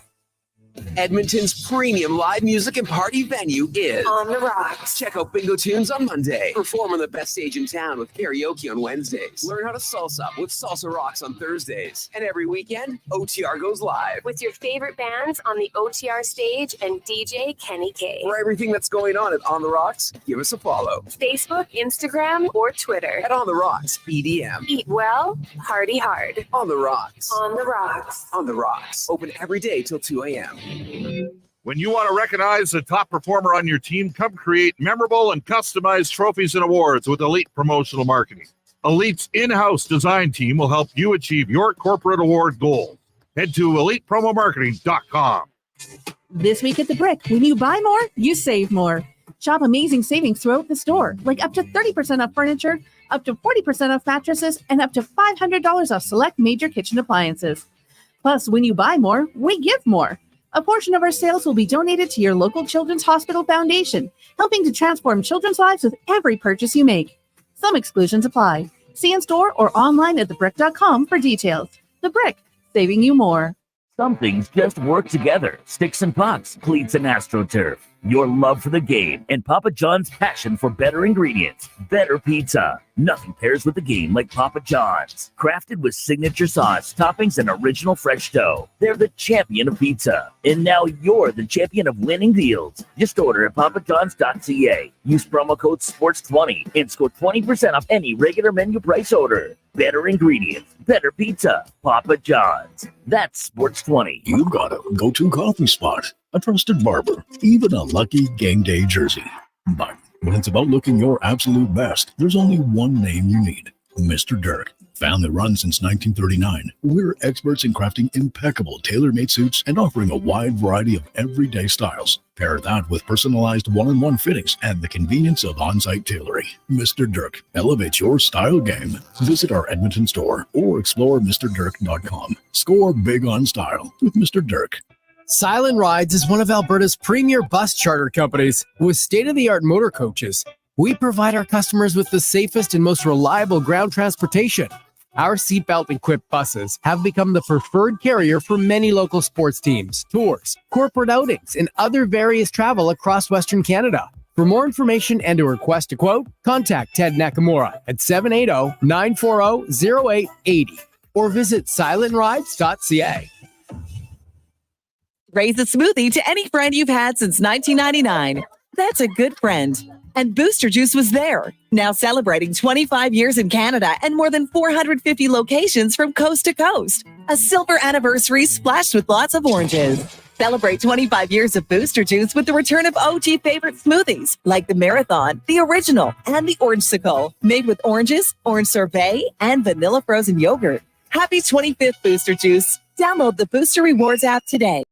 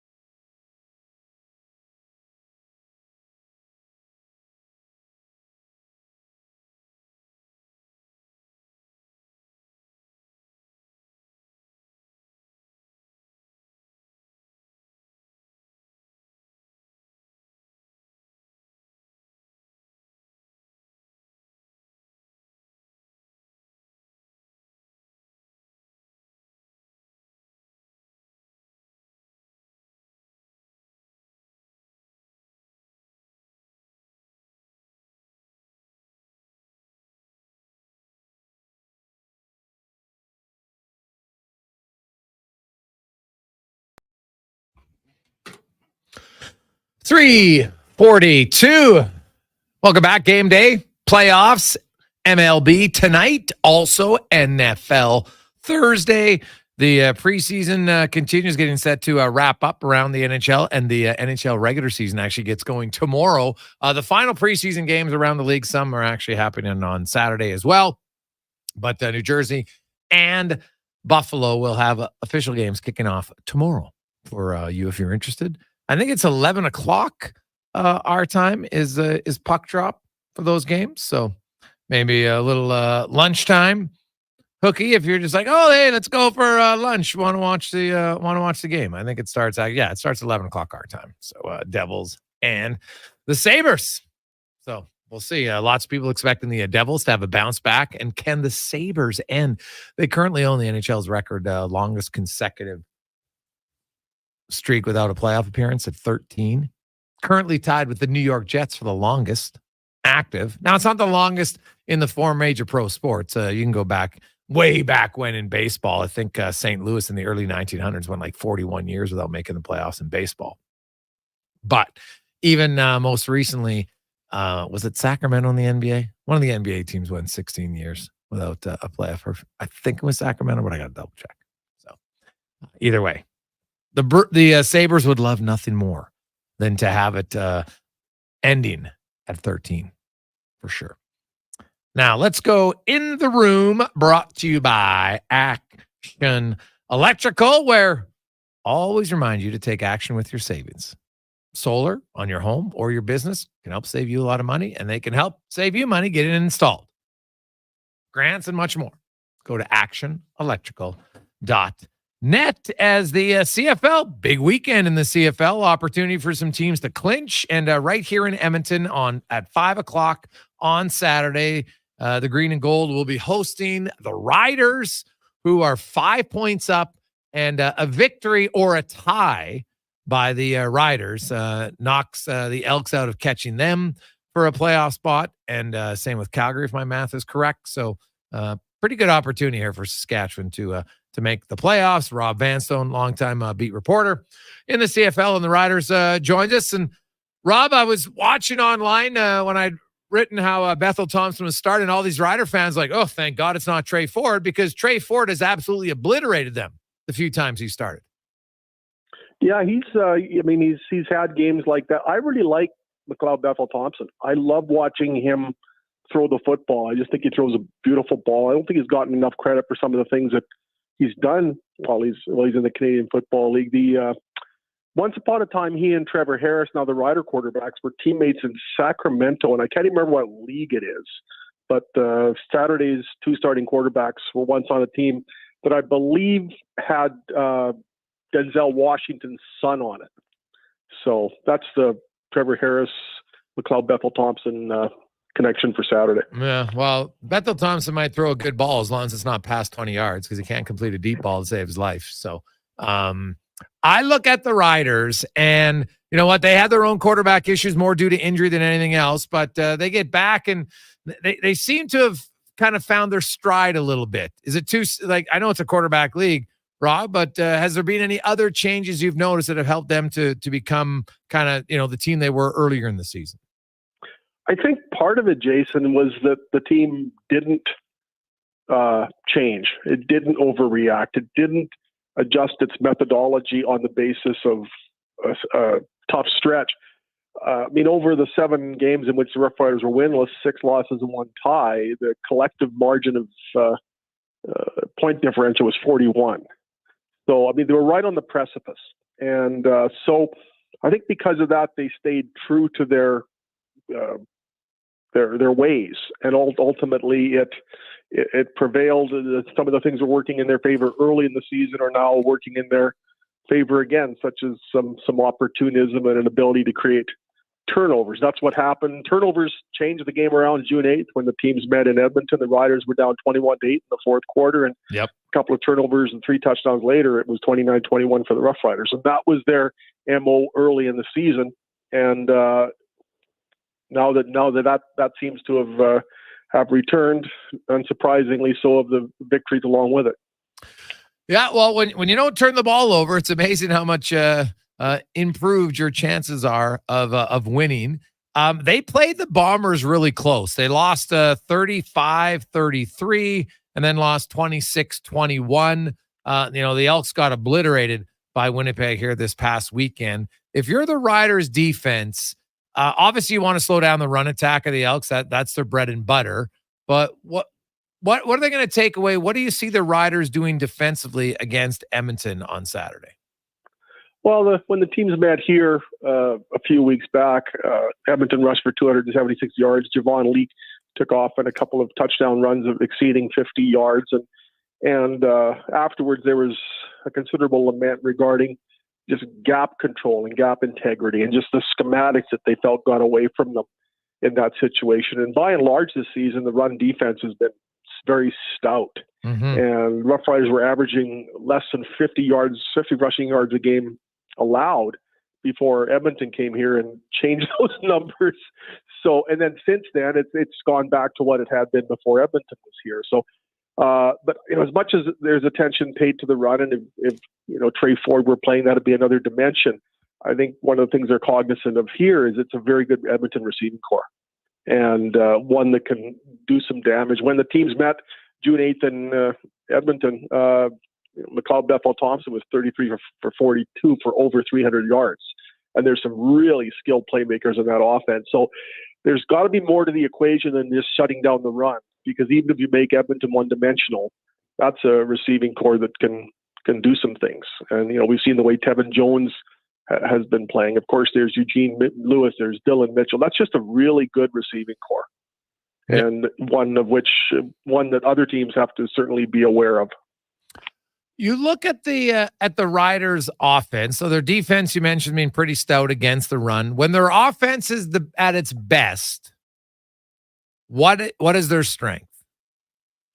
Accuracy, efficiency, avoiding turnovers, lately protecting the quarterback. I mean, Trevor Harris really hasn't been bothered that often since he returned from the knee injury 6 games ago. His first 5 games back in the lineup, he was sacked just once, just 5 times, and one of those was a covered sack. So they've been able to keep Trevor Harris upright. He gets rid of the ball so quickly that he's tough to get at. And, Edmonton fans will remember Danny McManus and how quickly he got rid of the ball. I think there's a comparison there. When the offense is moving well, there's certainly the running game's a key component of it. Raquel Armstead rushed for 207 yards against Calgary back on September 20th. He's out of the lineup for this week, so we will see how the running game is without him. But if there's a good running game and the Riders can keep off defenses guessing and put Trevor Harris in a lot of second and medium to short situations, that's when this offense can thrive. I think Trevor Harris has been the best quarterback in the West Division this year. If you look across the division, he's been the honor roll recipient from Pro Football Weekly for quarterback of the month, August and September. And the way he's performing, I think he's the West All-Star quarterback. You mentioned the running back position in Saskatchewan. They've had lots of, not a lot, but quite a few different guys. So who's going to carry the rock this weekend? I don't have any particular insight in it, but AJ Ouellette is still out of the lineup. It appears with a hip injury, and I think Raquel Armstead has been ruled out. So, Frankie Hickson is certainly an option. Thomas Bertrand-Houdon, a Canadian, had 9 carries for 72 yards, including a 26-yard touchdown last week against Ottawa. So the remaining question here is, does Bertrand-Houdon start and carry the bulk of the duty there, and then that would have ratio benefits elsewhere on the roster, or do you just go back to Frankie Hickson, who is also a tremendous ball carrier? So I think, I don't know what degree the ratio is going to play into the equation. I'm not sure about if you default just going back to Frankie Hickson and an American tailback because you've designated an American for that position. But that's the question I have right now, is just the nationality of the starting running back this weekend. Rob, from afar, you look at the Elks situation. They're 5-10. Another disappointing season after. I guess they've improved because they only won 4 games in each of the last 2 years. You know what? They're going with 36-year-old Bethel Thompson. Trey Ford, when he gets in the games, they at least are competitive. They're 6-7. When he's not in, they're 3-16. What, from an outside perspective, what do you make of their handling of their quarterback situation? I was a little surprised that just at the recent back and forth that's gone on with the quarterbacking there. Especially at this point of the season, maybe you have to look a bit to the future, although the mathematics don't necessarily dictate that the Elks have been eliminated from the playoffs. That's if the playoffs were to start today, they would be outsiders. And there's always the Trey Ford issue. I think at some point, a decision is going to have to be made definitively. Who is that quarterback going to be? First and foremost, they got to decide if G. Roy Simon is going to remain the general manager, Jerry S. Jackson remain the head coach, but that quarterback situation has got to be resolved. And maybe will resolve itself over the next 2 or 3 weeks. There's ample opportunity to still give everybody enough playing time where maybe there's some answers. But right now, it just seems up in the air, and it's just another question that's hanging over the Edmonton Elks right now. How, the CFL in general, attendance is down a little bit. Saskatchewan obviously is one of the hot spots in the league, Rob. How do you feel the Riders? Is the passion still as feverish as ever in Riderville? Based upon the feedback I'm getting, yes. It's become a bit of a different, I think, situation throughout professional sports where, look at the National Hockey League. I mean, when the Winnipeg Jets returned to the National Hockey League in 2011, I mean, I was at the third home game the Jets played and paid a lot of money on StubHub for 2 tickets to watch them lose to the Rangers. And it was impossible to get a ticket for those first few years. And now you can just walk up and get one, and they're advertising. And I don't think the National Hockey League, even in most Canadian markets, hasn't been immune from that. So it is surprising then that the CFL is dealing with some of those issues. But still, when you're talking about how a crowd that, based upon maybe some previous precedents, such as 27,000 plus last week, is viewed as low. I mean, I remember when 28,012 people sat at Taylor Field on October 28th, 1979, and people couldn't believe that there were 28,000 people in watching a football game in Regina. So it's still a pretty healthy crowd, but the gate does require some attention here and pretty much everywhere across the sporting universe, except in terms of the Toronto Maple Leafs, I guess. What do you attribute that crowd? Is it just the economy? What is it? Number of factors. I mean, the cost of living is immense. And it is so easy and convenient to just sit at home and watch everything. There's more of everything than there's ever been. 25 years ago, I'd never heard of NFL Sunday Ticket or MLB Extra Innings or NHL Center Ice, or who could have imagined Netflix and Amazon and live streaming and all that. And I think during the pandemic as well, and I certainly experienced this, I think you just become a little hunkered down, and your habits become, you become a little more attached to your 88-inch television. And maybe you spent a little bit more money to upgrade your home entertainment during the pandemic when there was a paucity of options. And I wonder if there's a bit of a carryover from that as well. I think it was trending in this direction before the pandemic, but I wonder if the pandemic accelerated some of that. Rob, enjoy the game this weekend. Obviously, lots of playoff implications on the line. If BC wins on Friday, then, Saskatchewan win on Saturday, and that would guarantee who the 3 teams are in the West Division. So the playoff picture, at least for who's in, could be solved by 8 o'clock Saturday night. As always, appreciate your time. No problem. I look forward to visiting Edmonton this weekend. I love the city. I did my internship in Lloydminster in the fall of '86. Every chance I got, I headed 248 kilometers to the west and checked out the mall and Oiler games when Gretzky was playing. So I've always enjoyed a visit to Edmonton. It's great to go to Commonwealth Stadium, and I hope our paths cross while I'm in town. You betcha, buddy. Awesome. Thanks, Rob. Have a good one. You too, Jason. Take care. There you go. That's Rob Vanstone joining us from Saskatchewan, where the Riders 5 points up in the Elks. So basically, BC's playing Calgary this weekend. If BC and Saskatchewan win, they're both in the playoffs automatically. The Elks, basically, in order to catch Saskatchewan, the Elks have to win. I guess they can go 2-0-1 and have a tie. And they could tie Saskatchewan if they lose all 3 games. They could catch BC if the Elks win 3 and BC only wins 1. If BC wins 2 games, then the Elks can't catch them. BC wins 1 in a tie, the Elks can't catch them. So obviously their odds are incredibly thin and could be 0 if they lose this weekend to the Saskatchewan Roughriders. Coming up after 4 o'clock, we will talk lots more hockey with you. But first, let's get to the comment on Sports 1440 update brought to you by Fountain Tire. You can save up to $150 off Alliance tires and up to $200 on select Goodyear and Titan tires. Some restrictions apply. Find a dealer near you at fountaintire.com. This is a Sports 1440 update.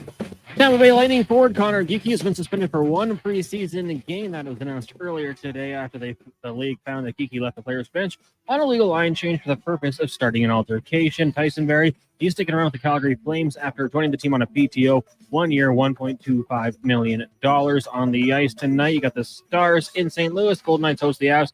Penguins take on the Blue Jackets, Kings and Bruins from Quebec City, and the Devils in Philadelphia. Week 5 in the NFL will kick off tonight as the Buccaneers head to Atlanta taking on the Falcons. That one gets going at 6:15. Kansas City Chiefs place wide receiver Rashee Rice on the IR today with the bad knee. He suffered that injury over the weekend against the Chargers. Indiana Fever guard Caitlin Clark was a near unanimous pick for the WNBA Rookie of the Year, receiving 66 of 67 votes. The only other vote, which is Chicago Sky's Angel Reese. And of course, Major League Baseball playoffs continue tonight. Brewers and Mets tied at 1 apiece. Those two teams meeting in just over an hour. The winner gets to take on the Phillies in round 2. Coming up in hour 3 of the Jason Gregor Show, we'll ask 5 questions and talk Montreal Canadiens with Tony Marinaro. I'm Connor Halley. This has been a Sports 1440 update. 1440, Stingray radio station. CKJR broadcasts from West Edmonton Mall and Wetaskiwin. Download the free Stingray music app and listen wherever you go. The job isn't done until the last load is hauled, and having a semi-trailer out of commission is not an option.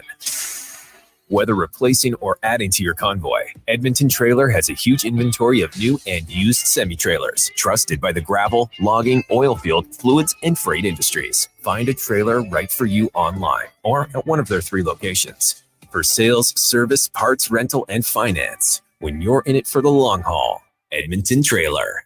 I'm Ryan Nugent-Hopkins. And I'm Zach Hyman. And when we're not making juicy, sweet passes or having my goals disallowed, we're working for Legacy Heating and Cooling. You know, guys used to call me a plumber. And now they call you an HVAC technician. Nice. Hey, guys, you're not here to install furnaces. You're here to sing the jingle. Oh. Well. Okay. Call Legacy. Call Legacy. No payments and no interest for 1 year from qualified installers. Legacy Heating and Cooling. Michelle and Colette are sisters. Sisters who don't agree on much, especially when it comes to which hockey team is the best. Edmonton is the best, baby. Vancouver's number 1. Even when it comes to meat snacks from Wilhawks.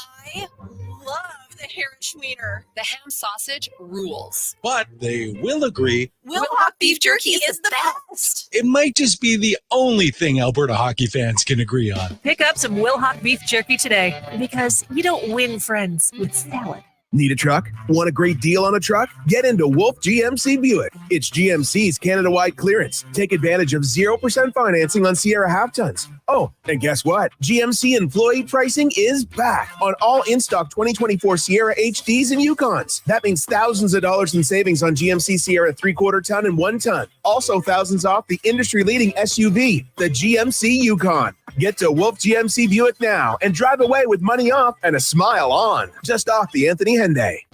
Noodle, noodle, noodle, noodle, noodle, noodle, noodle, noodle, noodle, noodle. Noodle, noodle, noodle, noodle, noodle, noodle, noodle, noodle, noodle, noodle, noodle, noodle,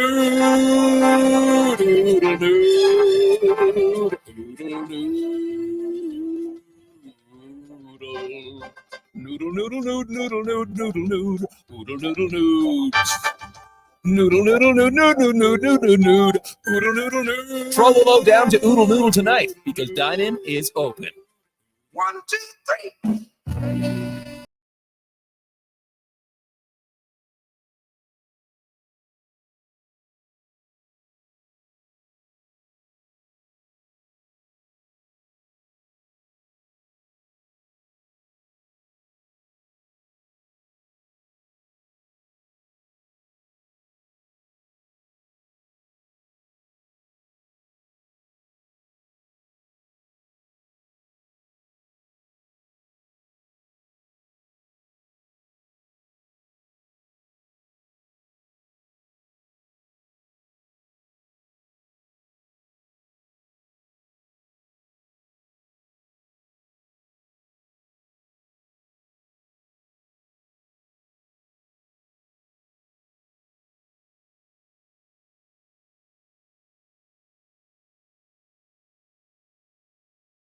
James Brown for you. Ooh, just says game 3 beginning right now. Mets and is it right now? Is it not, Con? Mets and Milwaukee? 5:00. Oh, so that's a replay. Looking like a replay. Oh, okay. I was just like, what is happening? Okay. There you go. I thought I was like, geez, that's a little early for the start. Okay, good. So Why would we get at least one game 3? yeah, well, that's nice. Yeah. One do or die game 3, and then they move on to the next round. And that gets going on Saturday. Tony Marinaro is going to join us. We got lots more texts coming in, 833-401-1440. Might even hear from Chris Knobloch a little bit later. Hey, guys, last year on the same Arizona team and basically the same amount of minutes, Josh Brown, 51 games. At 5-on-5, he was +2. He had 50%, 50.7 goal for share. 2 minutes of penalty kill time on for 13 power play goals against. Travis Dermott in 50 games played. He was outscored 5-on-5, -15. 2.5 minutes on the penalty kill, allowed 22 power play goals against. What am I missing? Well, it's a fair point. I think there's a lot of people that are over analyzing some preseason games.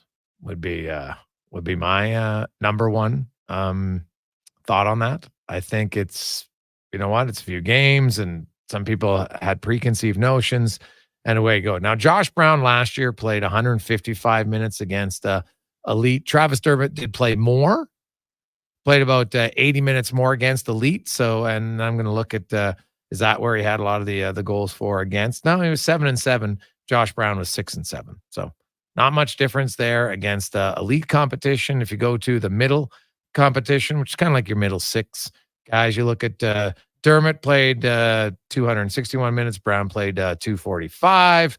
Their goals against Brown was -1. Dermott was -13. So yeah, he got absolutely demolished last year in goals for against the middle tier. And then Grit likely was probably pretty even. Brown played 282. Dermott, yeah. So there's where their difference. They played basically the same middle, and then Brown played more against the Grit guys and Dermott. Brown was +1. Dermott was -2. So Dermott was actually where he got crushed wasn't against elite. It was against the other ones. Now Brown didn't get crushed against elite either for Arizona. They're very different style defensemen. One's a lefty, one's a righty. But it's a fair question to point out that if you go, I'm assuming some people are going to value shot for more than shots against, right? But here's the thing. Travis Dermott was on for 370 shots again. Brown was on for 388. The difference is Brown's not on for a lot of offensive shots. So his shot for looks worse. But if you're looking at him from a defensive standpoint, and if you're worried about his defending, wasn't really on the ice for a few more shots than Dermott. But Dermott was on for way more goals against.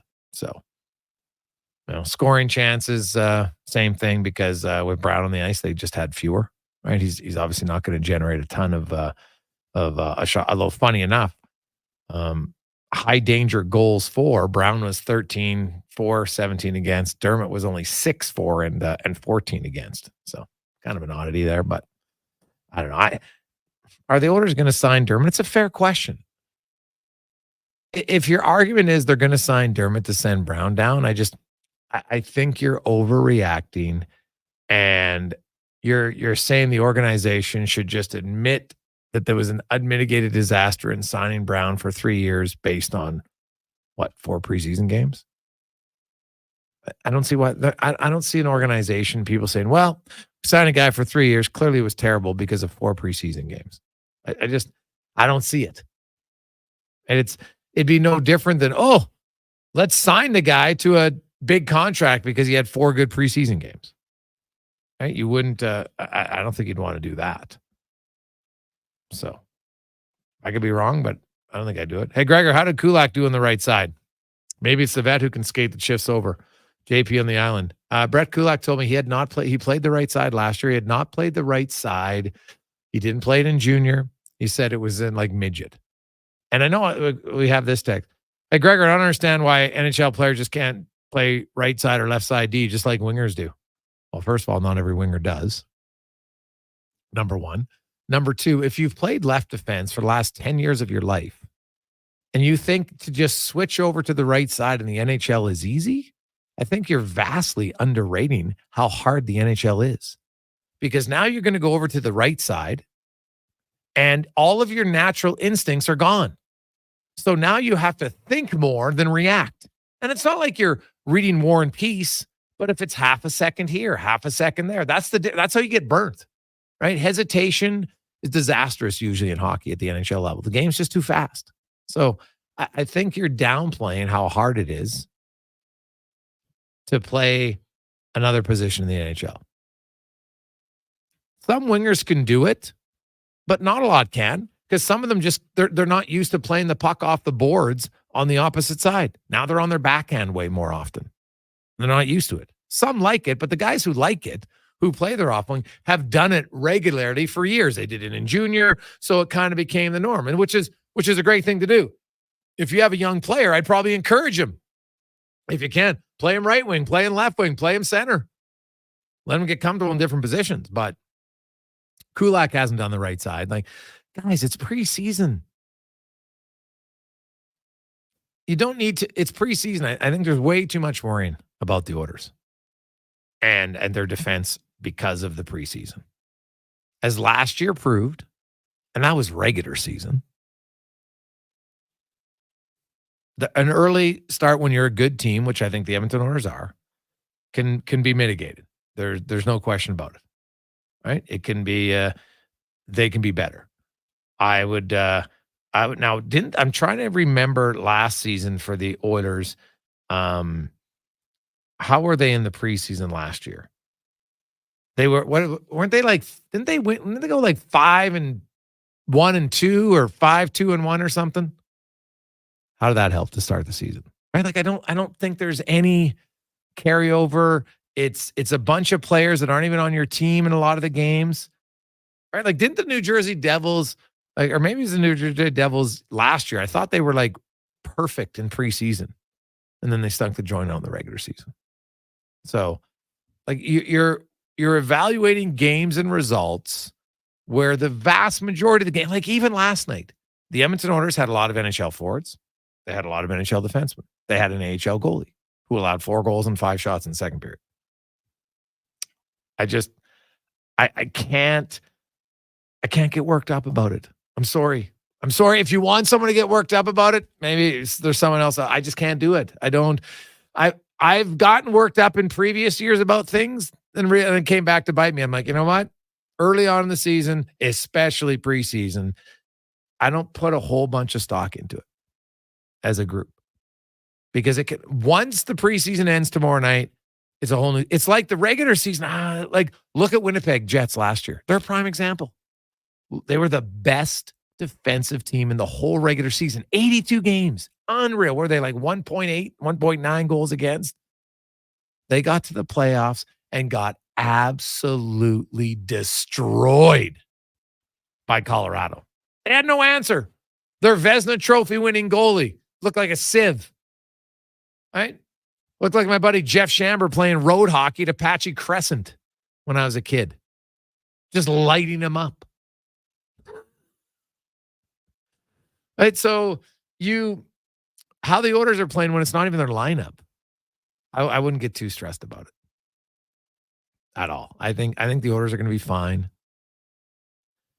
I think their power play is going to be fine. I think their top 6 is going to be fine. Are there going to be some games where they don't play well? 100%. Now, will it be 6 of the first 12? I'd be surprised. Honestly, I really would. And the other thing is the Oilers, like, I just look at it this way. Look at the Calgary Flames preseason schedule this year. Does anybody honestly believe the Calgary Flames are going to be as good as their preseason record? Anybody? I don't think so. Right? Flames are 5-1. The only thing they're going to be, they're going to be a juggernaut. No, they aren't. So I wouldn't get that. And the Oilers are still like they've given up a lot, but they're still 3 and 4, like middle of the pack. So I wouldn't get that worried about it just yet. And the same, like, it's a valid question. What are they going to do with Dermott? I said from the start, I thought, he had a decent chance maybe just because of his experience. And you know what? Yeah, you probably need 8 defensemen, maybe 9 nowadays in the NHL, although the Oilers, knock on wood, have been extremely healthy on their back end. But there's CC's gone. That guy plays. He never gets hurt, really. Desharnais' a big body. Not banged up a lot. So we'll see. Hopefully, because if the Oilers do get into some injury problems, then yeah, having depth will help. And I wonder if that's what they're considering here with Dermott. Say, hey, we're going to sign you. We're going to have to put you on waivers to start. Go down to the minors, and you'll be there. There's a competition going on here, and you look at the guys he's competing against. Any one of them, not that they'd want to do it because of waivers and stuff. I think, some like Ty Emerson's not going to the minors, let's be honest. But if they had to, if Josh Brown struggles as much as some people think he might, then yeah, they could do it. I just don't see it right now coming out of training camp. So.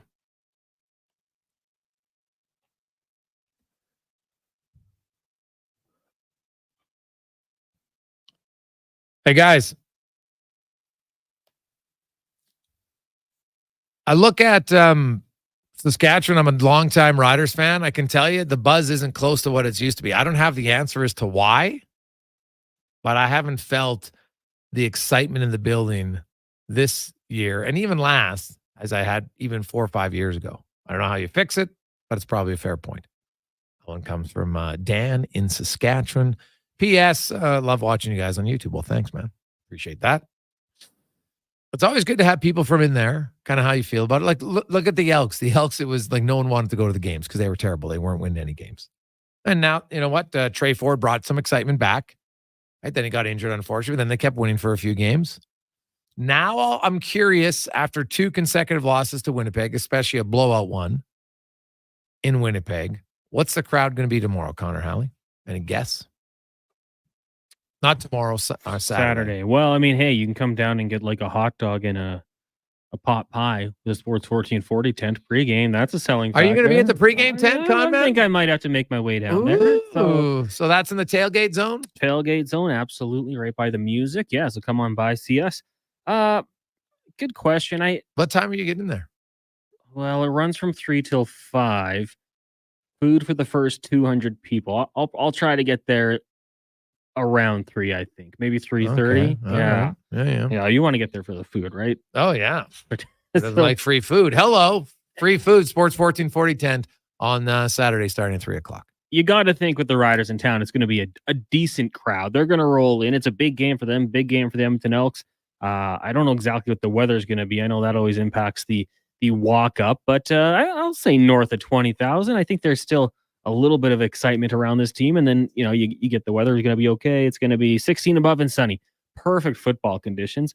Yeah, I'll say north of 20,000, probably close to 25, if I had to predict. All right. Probably fair. You going to head out to this one? Yeah, we have my son has a hockey practice, so I'm just trying to look at the time to see if we can get back. If we can go to practice back and then in time to go to the game. So I will say this, though. As a 10-year-old who's kind of gotten into football here the last few years, likes to go to the games. I think his favorite part's running on the field afterwards. I'm not going to kid myself. But he's rather disappointed that Trey Ford isn't playing. He's like, Dad, I don't understand it. He goes, he's just more exciting. From a young fan's perspective, who, when you see a guy running around, like the play in Hamilton, when he rushed all around and then he completed it downfield, that was like the greatest play he's seen. And he liked it. So I get it. You want to be entertained as a fan when you don't know the intricacies of the game as much as a 10-year-old would, right? He's not going to pick up what the defensive package they're running, right? He's not going to. Sure, he likes the team winning, but so his interest to go is kind of, I still think I'm like usually on game days, like, are we going? So yeah, we'll probably go. I think the weather's going to be nice because this is the last home game I can go to because the Hall of Fame game for the Oilers, and I'm part of that. The Hall of Fame committee is on the 25th of October when the Penguins are in town. So I have a prior commitment for that night. So this would be the last home game of the season because even if the Elks make the playoffs, they aren't getting home field advantage. I don't think they're making the playoffs anyway. Unfortunately, Elks fans, it's just the odds are not in their favor. But So there's lots of reasons why I would go. Usually it's a pretty good atmosphere too when Saskatchewan comes to town. There has been some renewed excitement around the green and gold. So that is good. We'll see. When we come back, there's lots of excitement and it can change quickly with one play. But I really respected the reaction to that one play by the person involved in the play. We'll talk about the play next on the Jason Gregor Show on Sports 1440, Oilers Nation, YouTube, and Facebook, presented by PlayAlberta.ca. If you gamble, use your game sense. Go to gamesense.ab.ca. Edmonton's premium live music and party venue is On the Rocks. Check out Bingo Tunes on Monday. Perform on the best stage in town with karaoke on Wednesdays. Learn how to salsa with Salsa Rocks on Thursdays. And every weekend, OTR goes live. With your favorite bands on the OTR stage and DJ Kenny K. For everything that's going on at On the Rocks, give us a follow. Facebook, Instagram, or Twitter. At On the Rocks, EDM. Eat well, party hard. On the Rocks. On the Rocks. On the Rocks. Open every day till 2 a.m. Need a truck? Want a great deal on a truck? Get into Wolf GMC Buick. It's GMC's Canada-wide clearance. Take advantage of 0% financing on Sierra half-tons. Oh, and guess what? GMC employee pricing is back on all in-stock 2024 Sierra HDs and Yukons. That means thousands of dollars in savings on GMC Sierra 3/4 ton and 1 ton. Also thousands off the industry-leading SUV, the GMC Yukon. Get to Wolf GMC Buick now and drive away with money off and a smile on. Just off the Anthony Henday. The Junior Prospects Hockey League is entering its 3rd season of gameplay. The JPHL now offers academic and athletic opportunities in the 14U, 15, 17, and 18U age divisions. All JPHL games are broadcast live on Silent Ice TV with a showcase-style game schedule and high level of travel and accommodations for its team, staff, and players. To learn more about why the JPHL is the fastest-growing elite hockey academy stream in Western Canada, visit juniorprospectshockeyleague.com. This week at The Brick, when you buy more, you save more. Shop amazing savings throughout the store, like up to 30% off furniture, up to 40% off mattresses, and up to $500 off select major kitchen appliances. Plus, when you buy more, we give more. A portion of our sales will be donated to your local Children's Hospital Foundation, helping to transform children's lives with every purchase you make. Some exclusions apply. See in store or online at thebrick.com for details. The Brick, saving you more. When it comes to your health, trust Dr. Bryce Henderson for expert care in hip and knee replacements. With years of experience and advanced techniques, Dr. Henderson helps you regain your mobility and quality of life. Your health is my priority. Let's get you back to doing what you love. Put your health in the hands of a trusted expert. Book your consultation with Dr. Henderson today. Visit vitalsurgicalspecialist.ca or call 587-391-7864. Find the perfect tractor for any job at Edmonton Kubota. Their massive selection of compact tractors has something for everyone, whether you're tackling small tasks or big projects. And right now, take advantage of 0% financing for up to 72 months. It's never been easier to get the power and reliability you need. Come down to Edmonton Kubota today and drive away with the tractor that's just right for you. Edmonton Kubota, where your perfect tractor awaits. Carve out for a cause at the 6th annual Jason Gregor Pizza Takeout presented by Swift. Thursday, October 24th at the Canadian Ice House. Indulge in unlimited pizza while raising some dough for kids' sport. Vote for your favorite slice to crown the People's Choice Awards winners. Don't miss Edmonton's biggest pizza party with Gregor Broadcasting Live. Tickets are $60 or $200 for a group of 4. Adults only. Buy your tickets today. For more details, see jasongregorpizzapickout.com. As a farmer, you can't afford to take any more risks than you already do. That's why you choose Invigor Hybrid Canola from BASF. It's not just the patented pod shatter reduction and clubroot resistant hybrids. It's the performance you trust to deliver year after year. This season, we're adding 3 new early maturing hybrids that are designed for your fields. So get ready to test the limits of your bins. See your retailer today and find out why Invigor has the top 3 hybrids in Alberta.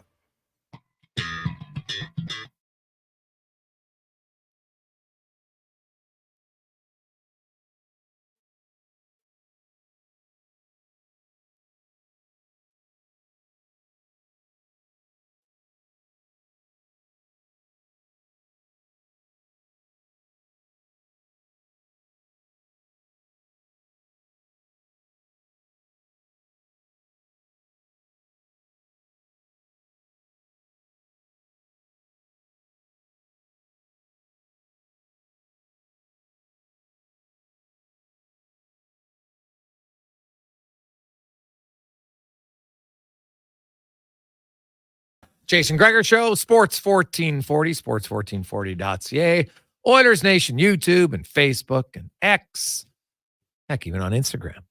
Also, you can download the app, Radio Player app, iHeartRadio. Stingray, thanks for downloading the show, listening, watching, however you consume it. We appreciate it. So numbers keep going up, which is fantastic. And hey, it always helps when the team you're covering is more competitive. The Oilers are good. That helps. The Elks actually won a few games. Still, though, lots of dysfunction there, in my opinion. So, but the interviews, by the way, for the president/CEO position have already been happening, and I think the announcement of that is coming rather quickly. I think it'll be before the end of the month. I think they want to get on that sooner than later. Now, let's go talk some hockey. Our big guest of the day brought to you by Silent Ride Charter Company, one of Alberta's premier bus charter companies with state-of-the-art motor coaches that safely take you or your team or group to your next destination. I know it's a busy time right now. Plan ahead. Book your ride at silentrides.ca. Longtime host on radio, on the internet, now host of the Sick podcast with Tony Marinaro. It is Tony Marinaro talking a little Montreal Canadiens. Tony, my man, how you doing? Doing extremely well. I actually went back to radio about 5 weeks ago, and I'm now hosting a show called Le Forum on French sports radio, BPM Sports out of Montreal, from Monday to Friday between 10 and 12. So same time slot I had for 15 years on the English side, I'm doing it in French now. Oh, there you go, buddy. The Forum, I like it. Nice. Oh, that's a great name in Montreal, the old Forum. So it's a perfect name. Unfortunate for Patrick Laine. I loved his response. He came out after and said, hey, I don't think the guy was meant to do it. Doesn't mean that's unfortunate, but, it's a player who I liked, I think it was Craig Button who said, hey, here's a guy who's your NHL players aren't put in that position. You know what? They'll figure out what happens. He doesn't, and too bad for Laine. No surgery, at least right now, 2 to 3 months. But, that's kind of a tough blow for a team that was expecting him to come in and maybe chip in at least 20 to 25 goals. It is a tough blow. They can definitely use more scoring. There's no doubt about that, guys. A lot of expectations on Laine going in. Here's a guy who had scored 30-plus in his career, 40-plus in his career. And some down seasons over the past couple of years. Arrives in Montreal, says yes to go to the Canadiens. And he says, you know what? I want to come back. I don't want to be a 30-goal scorer. I want to be a 40-goal scorer. I want to be a 50-goal scorer. And considering everything Laine's been through over the last couple of years, you would have thought the last thing he would have done or should have done was put pressure on himself. But he came out and he told the Montreal media and the fan base, he says, I embrace the pressure. I want to be in a hockey environment. I was in a hockey environment in Winnipeg, and it worked out well for me. And when I went to Columbus, it didn't work out well. And I think I have to get back to that. It's a young team, youngest team in the National Hockey League, I believe, if not like the second youngest team in the National Hockey League. Rebuilding, but on the verge of taking the next step with a coach with offensive concepts who likes possession hockey, who likes attacking hockey, with players who are having a lot of fun here, who want to have more fun going forward. And to see him go down was very unfortunate because, A, you don't want to see anybody go down. B, everyone obviously knows his story and was rooting for him. And C, he had brought such a buzz to the city of Montreal, guys, that if you would have heard the fans, if you would have saw what was going on in Montreal in the arena and heard the noise that was going on the second he picked up the puck, there was a certain buzz to it that we haven't had in Montreal. The last time a forward brought that buzz was Kovalev. Kovalev was unreal when he wanted to play. Oh, he's one of my favorite players. That guy could stick handle anywhere. It's crazy. When he wanted to play, yes. Yeah. When he wanted to. When he wanted to, he was a pretty dynamic player. There's no question about it. Also had one of the worst quit on a plays I've ever seen that led to that Boston goal. That was brutal. But so I was there in the room the night it happened. Sheldon Surrey was absolutely livid. Oh, I can imagine. Yeah. Alex Kovalev is right next to him. So for those who don't know what we're talking about right now, Canadians are down 2-1 in a playoff series versus the Boston Bruins. Game 4 in Montreal. Games in overtime. Kovalev has the puck. gets slashed on the wrist by Glenn Murray and just leaves the puck there, collides with, and just stops in overtime in a playoff game. Collides with Surrey. They both go down. Glenn Murray goes on the breakaway, scores the game-winning goal. Boston goes up 3-1 in the series. Sheldon Surrey's livid after the game in the locker room and says, quitting on a play in overtime, in a playoff game, like stopping, not doing anything, in overtime in a playoff game, he was livid. But guess what happened? Kovalev responded. He picked up, I think, 3 points in Game 5 in Boston. He picked up a couple of points, if not a couple of goals, I believe, Game 6 in Montreal. Forces a Game 7. Canadians win Game 7, 2-0. Zednik scores 2 goals. Kovalev picks up 2 assists. He was called out by Sheldon Surrey, and he was called out by the fans who weren't happy with him, and he responded. It was pretty impressive. So you look at the Habs defense, Reinbacher, he's out now 4 or 5 months. That's not good. Where the Habs defense, is it safe to say, Tony, that is that the area of concern heading into the season in Montreal? Well, look, they lack depth. Their team lacks depth, but they have more depth than they've had in previous years. They lack experience on defense, but yet their young defensemen are a year older. They lack experience in goal, but yet their goalies are a year older. I would think that if they come up short, it's because after Matheson and Savard, you have Gouli, you have Jackeye, you have Struble, you have Barron, you have Hudson, and they're what? They're all between 20 and 24 years of age. There's a lot of inexperience there. A lot of inexperience. That's number one. Number two, Caden Goulie's a left-handed defenseman who was moved over to the right side last year. Yep. A, because they wanted him to be on a first pairing with Mike Matheson, and B, because they deemed that on the right side, Reinbacher and Mailloux weren't ready. As it turns out, Reinbacher won't make the team because, like you said, he had surgery yesterday and he's out for at least 5 months. Mailloux is going to make the jump to the National Hockey League in the very near future, but I don't think it's going to happen now. Like, he's got all the physical and athletic attributes, but just the processing of the game, it's going just a little bit too quick right now, and it's going to take a while to get used to. So on the right side now, you got Barron, who probably should be a 7, but he might have to play. So I would think that, to answer your question, the defense and the goaltending will probably be areas that they would like to improve or should probably improve. But at the forward position, they got 2 lines that can score when Liney comes back. You look at their offense, and obviously, Slavkovsky to me is the guy. They've got Suzuki and they've got Caulfield, but I'll be stunned if Slavkovsky's not their go-to offensive guy moving forward. Big, strong, powerful, yeah. Tony. He's got to be the guy everybody's most high on in Montreal. Well, look, I think Nick Suzuki is the best player on the team. He picked up 33 goals last year, 44 assists, 77 points. You take a look at players who played center last year and not actual centermen, because there's a bunch of centermen who actually played on the wing. There's some teams who actually had 3 centermen on the same line. But you take a look at guys that played center last year. He was top 15 in goals. He was top 15 in points. And he was top 15 in puck possession in the offensive zone. Those are some pretty impressive stats. He's a 200-foot hockey player.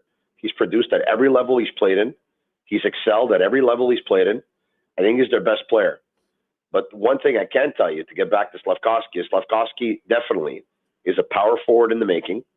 He's 6'3.5". He's got his weight down to 221 when he came in at 240. He's got a lot more stamina, a lot more energy than before. In year one, number one of the things, he had a bad habit of actually having his head down, and he got caught a couple of times, like Eric Lindros got caught, and that traditionally happens when players are bigger and stronger than everyone else because they don't exercise that part of their brain because they get by on physical and athletic attributes. He did a lot of incredible work in the offseason a couple of years ago where he was using those, virtual reality cameras and stuff like that so that he can see images coming at him right away and had to react. That really helped him out a lot. Juraj Slafkovsky, to give you an idea of what he's capable of, last year, his 20 goals, 30 assists, and 50 points, there's 2 players in the history of the Montreal Canadiens who, under the age of 20, scored 20 or more and picked up 50 points or more. Slafkovsky's one, Guy Lafleur was the other. So he's not going to be a Guy Lafleur because there was only one Guy Lafleur, but he's a special player. You can tell he's a special player. Is he a generational talent? No. But he's going to be a force to be reckoned with for many, many years. If he ends up being a player like Rantanen, who he told everyone that he thought he was similar to, it's going to be quite a player for quite a long time. Yeah, like Slafkovsky's my pick for breakout player. And when I say breakout player, that's an increase of 20 points, which means he's a 70-point player in his second full season in NHL, which is pretty good. But, man, when you're that big and that skilled, he's got a little bit of a bite to his game, Tony. I love everything about him. And for Montreal, like they've kind of had water bug forwards for far too long. And you can have a few of them. You can't have those guys being leaders. So if he's your main guy, then Caulfield and Suzuki can be complementary at different times, and even Kirby Dach gets back and he's healthy. That could be the difference for Montreal moving forward. Yeah, and not to mention like Ivan Demidov going forward as well. He's not going for a great time right now in the KHL. I think he was benched today in the third period. But, take a look at where they were a couple of years ago and where they are now. And now they have Suzuki. Now they have Caulfield. Now they have Slafkovsky. Now they have Kirby Dach. Now they have Patrick Laine. Next year they'll have Demidov. What they're trying to accomplish here, you're starting to see the light. Yeah. Tony Marinaro joins us from Montreal. Of course, they have some bad news on the injury front. Ryan Bacher's out for multiple months. Laine's out for a few months. The goaltending situation, Tony, is there going to be one guy that you think emerges as the number one, or is this going to be a platoon situation?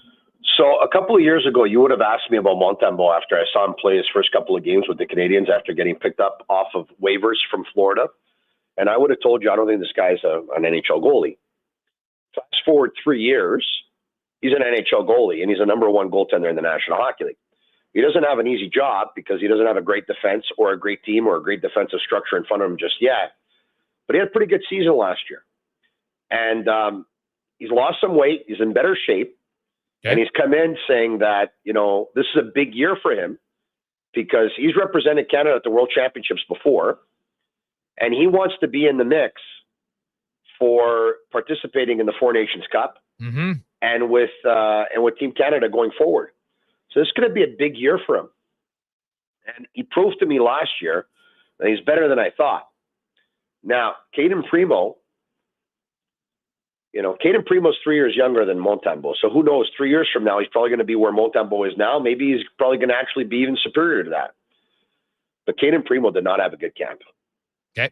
He didn't have a good camp. As a matter of fact, Dobish has had a better camp up until now. There's only one preseason game left. And Pierre LeBrun told George Larac and Stefan Gonzalez on BPM Sports Radio just over a week ago that, the Canadians were very much interested in Askarov. But the Predators asked for Jacob Fowler, and the Canadians said thanks, but no thanks. So Askarov was traded to San Jose, of course. If they were interested in Askarov, it means that they obviously feel they can upgrade the goaltending position, and I don't think it's Montembeault, who last year signed a 3-year deal at $3.15 million per season, which is great value. So I think this is, as much as it's a huge year for Montembeault, I think it's a huge year for Primo. I think Primo's playing his future in Montreal this year. Tony, where do you see Brendan Gallagher playing to start the season? Always very tough when you have questions about Brendan Gallagher because he's given everything that he can give to the game, and you don't want to disrespect that. The reality is that Gallagher only knows how to play one way. Yeah. And if he doesn't play that way, he's not Brendan Gallagher. The problem is playing that way at his height and his weight. Well, one injury leads to two lead to three lead to four lead to six, whatever it is. Yeah. And all of a sudden, the car starts going into the garage for repairs, and you can try and fix it as much as you want. It never rides the way it used to. And that's where we are with his career. It's unfortunate in this case that salaries are made public because everyone will look at Brendan and say he's not playing up to his $6.5 million per season. But we know that Marc Bergevin wanted to reward him for, what he did in the past. Brendan Gallagher is the type of guy and type of player that he'll have his ups and his downs, but at the end of the year, he'll score 15 goals. If you'll then look at his salary, you won't be happy. And if you forget about his salary and you think of everything he's been through in his career and just all the wars that he's been through and the fact that he still scores 15 goals, I think it's pretty cool. He's the type of guy that can sometimes fill in on maybe even a second line, but it'd have to be in the short term. Brings energy to a club. But, the reality is that on a Canadiens team that's trying to get quicker and more talented and faster, he stands out because he's not. Right. And so, look, he's got 3 years left on his contract. And it'll be hard to trade a player like that if they ever wanted to. There's talk of, are the Montreal Canadiens probably going to bite the bullet on the contract at some point? We'll see. But he could still be a very useful player at times. And he's got a ton of experience. And on a young team, he's going to be able to do other things. Tony, he'll give you 100% every shift, guys. Yeah. What about where do you see Joshua Roy fitting in this lineup? Where do I see him? Is he a third liner with Dvorak and Anderson potentially? If you consider that a third line, because some will consider it a fourth, but if you consider it a third line, then I would say yes. Okay. I'll also say that I think he's got the potential to be a second line player. Potential. Okay. But he has to obviously work on his consistency. And he's got really good tools, but his consistency is a factor and his intensity is a factor. And he picked up a big assist in the last preseason game, or an assist where, he worked hard on the play for a goal by Oliver Kapanen, but he has not had a great camp. Oh. And look, players, some players have good camps and some players don't have good camps. And at the end of the day, it doesn't matter if you have if you end up having a good regular season. The thing I don't like is that Joshua Roy should be one of the hungriest players at camp.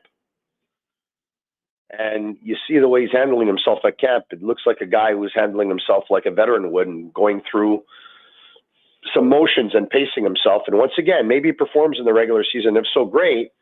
But I think his camp's been a little bit disappointing.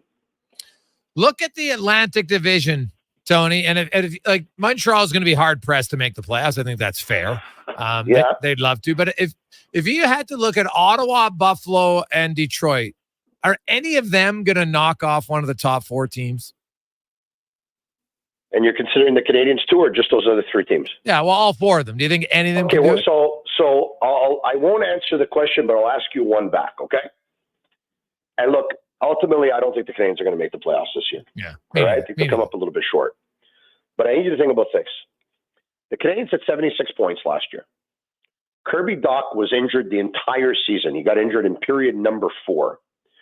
He insulates Nick Suzuki, and now Nick Suzuki had all the pressure of the world to have all the best, all the difficult matchups, to not be insulated by Dach. The Canadiens' power play was missing Dach, and then Christian Dvorak got hurt for several months, and Alex Newell got hurt for several months, and Jake Evans, who's a 4th liner, actually played on the second line for a couple of months, and Caden Gooley missed some games on the blue line, and they were a young team to begin with, and they didn't have a lot of depth to begin with, and Cole Caulfield was coming off of a season that was shortened because he had got injured on his shoulder and he had shoulder surgery. Slavkovsky was coming into the season as a 19-year-old. Think about all of that, okay? 76 points. If you add 1 win per month more, and now they've added Lane Hudson, they've added Kirby Dach, who's healthy. Not to say that they're not going to have other injuries. I mean, the last 3 years, they've led the league in injuries. But they have a healthy Dach. They have Lane Hudson. And they have Patrick Laine, who should be with the team to start 2025. Is it inconceivable to think that the Canadiens can pick up 1 win more per month? And in the last month of April, which is a half month, they pick up 1 overtime loss. So they pick up 2 points from October to March, and they pick up 1 point in April. They're 1 year older than they were a year ago. They have more depth. They have more experience behind the bench and on the ice. Is it inconceivable to think that? So if your answer is no, then now all of a sudden they're at 89 points. Yeah. Last year, 91 made the playoffs. And that's not to say that 91 is going to make the playoffs this year, because we've seen years where it took 96 to make the playoffs. Yes. Guys, they want to be in the mix, and I think they'll be in the mix. And being in the mix means 3 weeks left in the season. You're 4 or 5 points out of a playoff spot, and you're battling, and you probably get to the last week of the season, and you're still there. I think that's where they'll be. Okay. The division's I think it's the deepest division in the NHL, from top to bottom.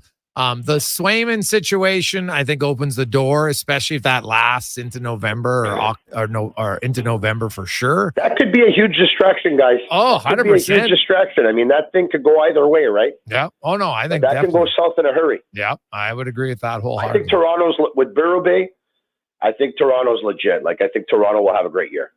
Oh, I actually picked them to finish first in their division because they're like Edmonton. Edmonton desperately needs home ice advantage later on. I think they've learned that home ice advantage is a big help.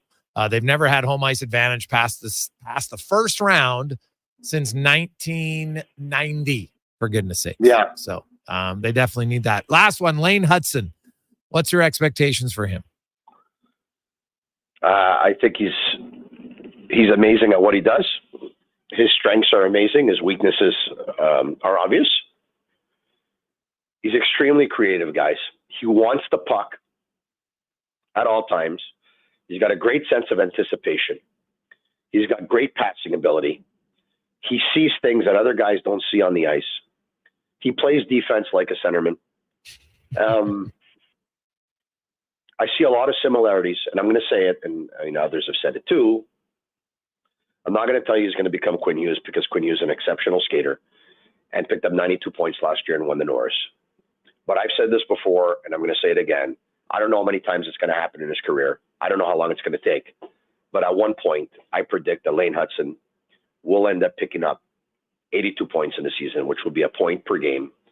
And the Canadians haven't had that since Larry Robinson. I mean, since Robinson, the most was, I think, Chelios at 73 or something. Mike Matheson at 62 last year. He's going to quarterback the first wave of the power play for the Canadians. I don't think it's going to happen right away, because there's that whole hierarchy thing and seniority. And Mike Matheson, who's a really good player, will get that opportunity, and he deserves it. But I think it'll happen organically. It might take a month. It might take a month and a half. It might take 2 months. But at one point, Lane Hudson's going to run with it. And when he does, he's going to run with it for a decade. Is he the best defensively? It all depends on what your definition of the best is. I mean, he's going to get manhandled a little bit, and guys are going to try and take him, to the outside, and they might catch him, on a turnover or a counterattack and stuff like that. But the reality is, when he's on the ice, he's got the puck most of the time. If he's got the puck, the opposition doesn't have it, so he doesn't have to defend. Well, the best defense is a good offense, as they say. And so, I saw some of his passes in the preseason. I'm like, this guy will be a highlight reel. There's no doubt about it at times. And we'll see how he plays. Tony, it's going to be... I'll end it with this, right? And I don't want to make social media here and say Tony Marinaro just compared Lane Hudson to Paul Coffey. But, I mean, in Edmonton, how good an offensive defenseman Paul Coffey is. Lane Hudson's obviously not going to put up those numbers. That was another era, and Paul Coffey was like a Hall of Famer, amazing. But some people thought that Coffey was a defensive liability, but he made one of the biggest plays in the history of Canadian hockey. Yeah. Stopping a 2-on-1 to eventually make his way down the ice the other way and pick up an assist on a game-winning goal by Mike Bossy with Team Canada. You remember that? So he's not as bad defensively as a lot of people think he is.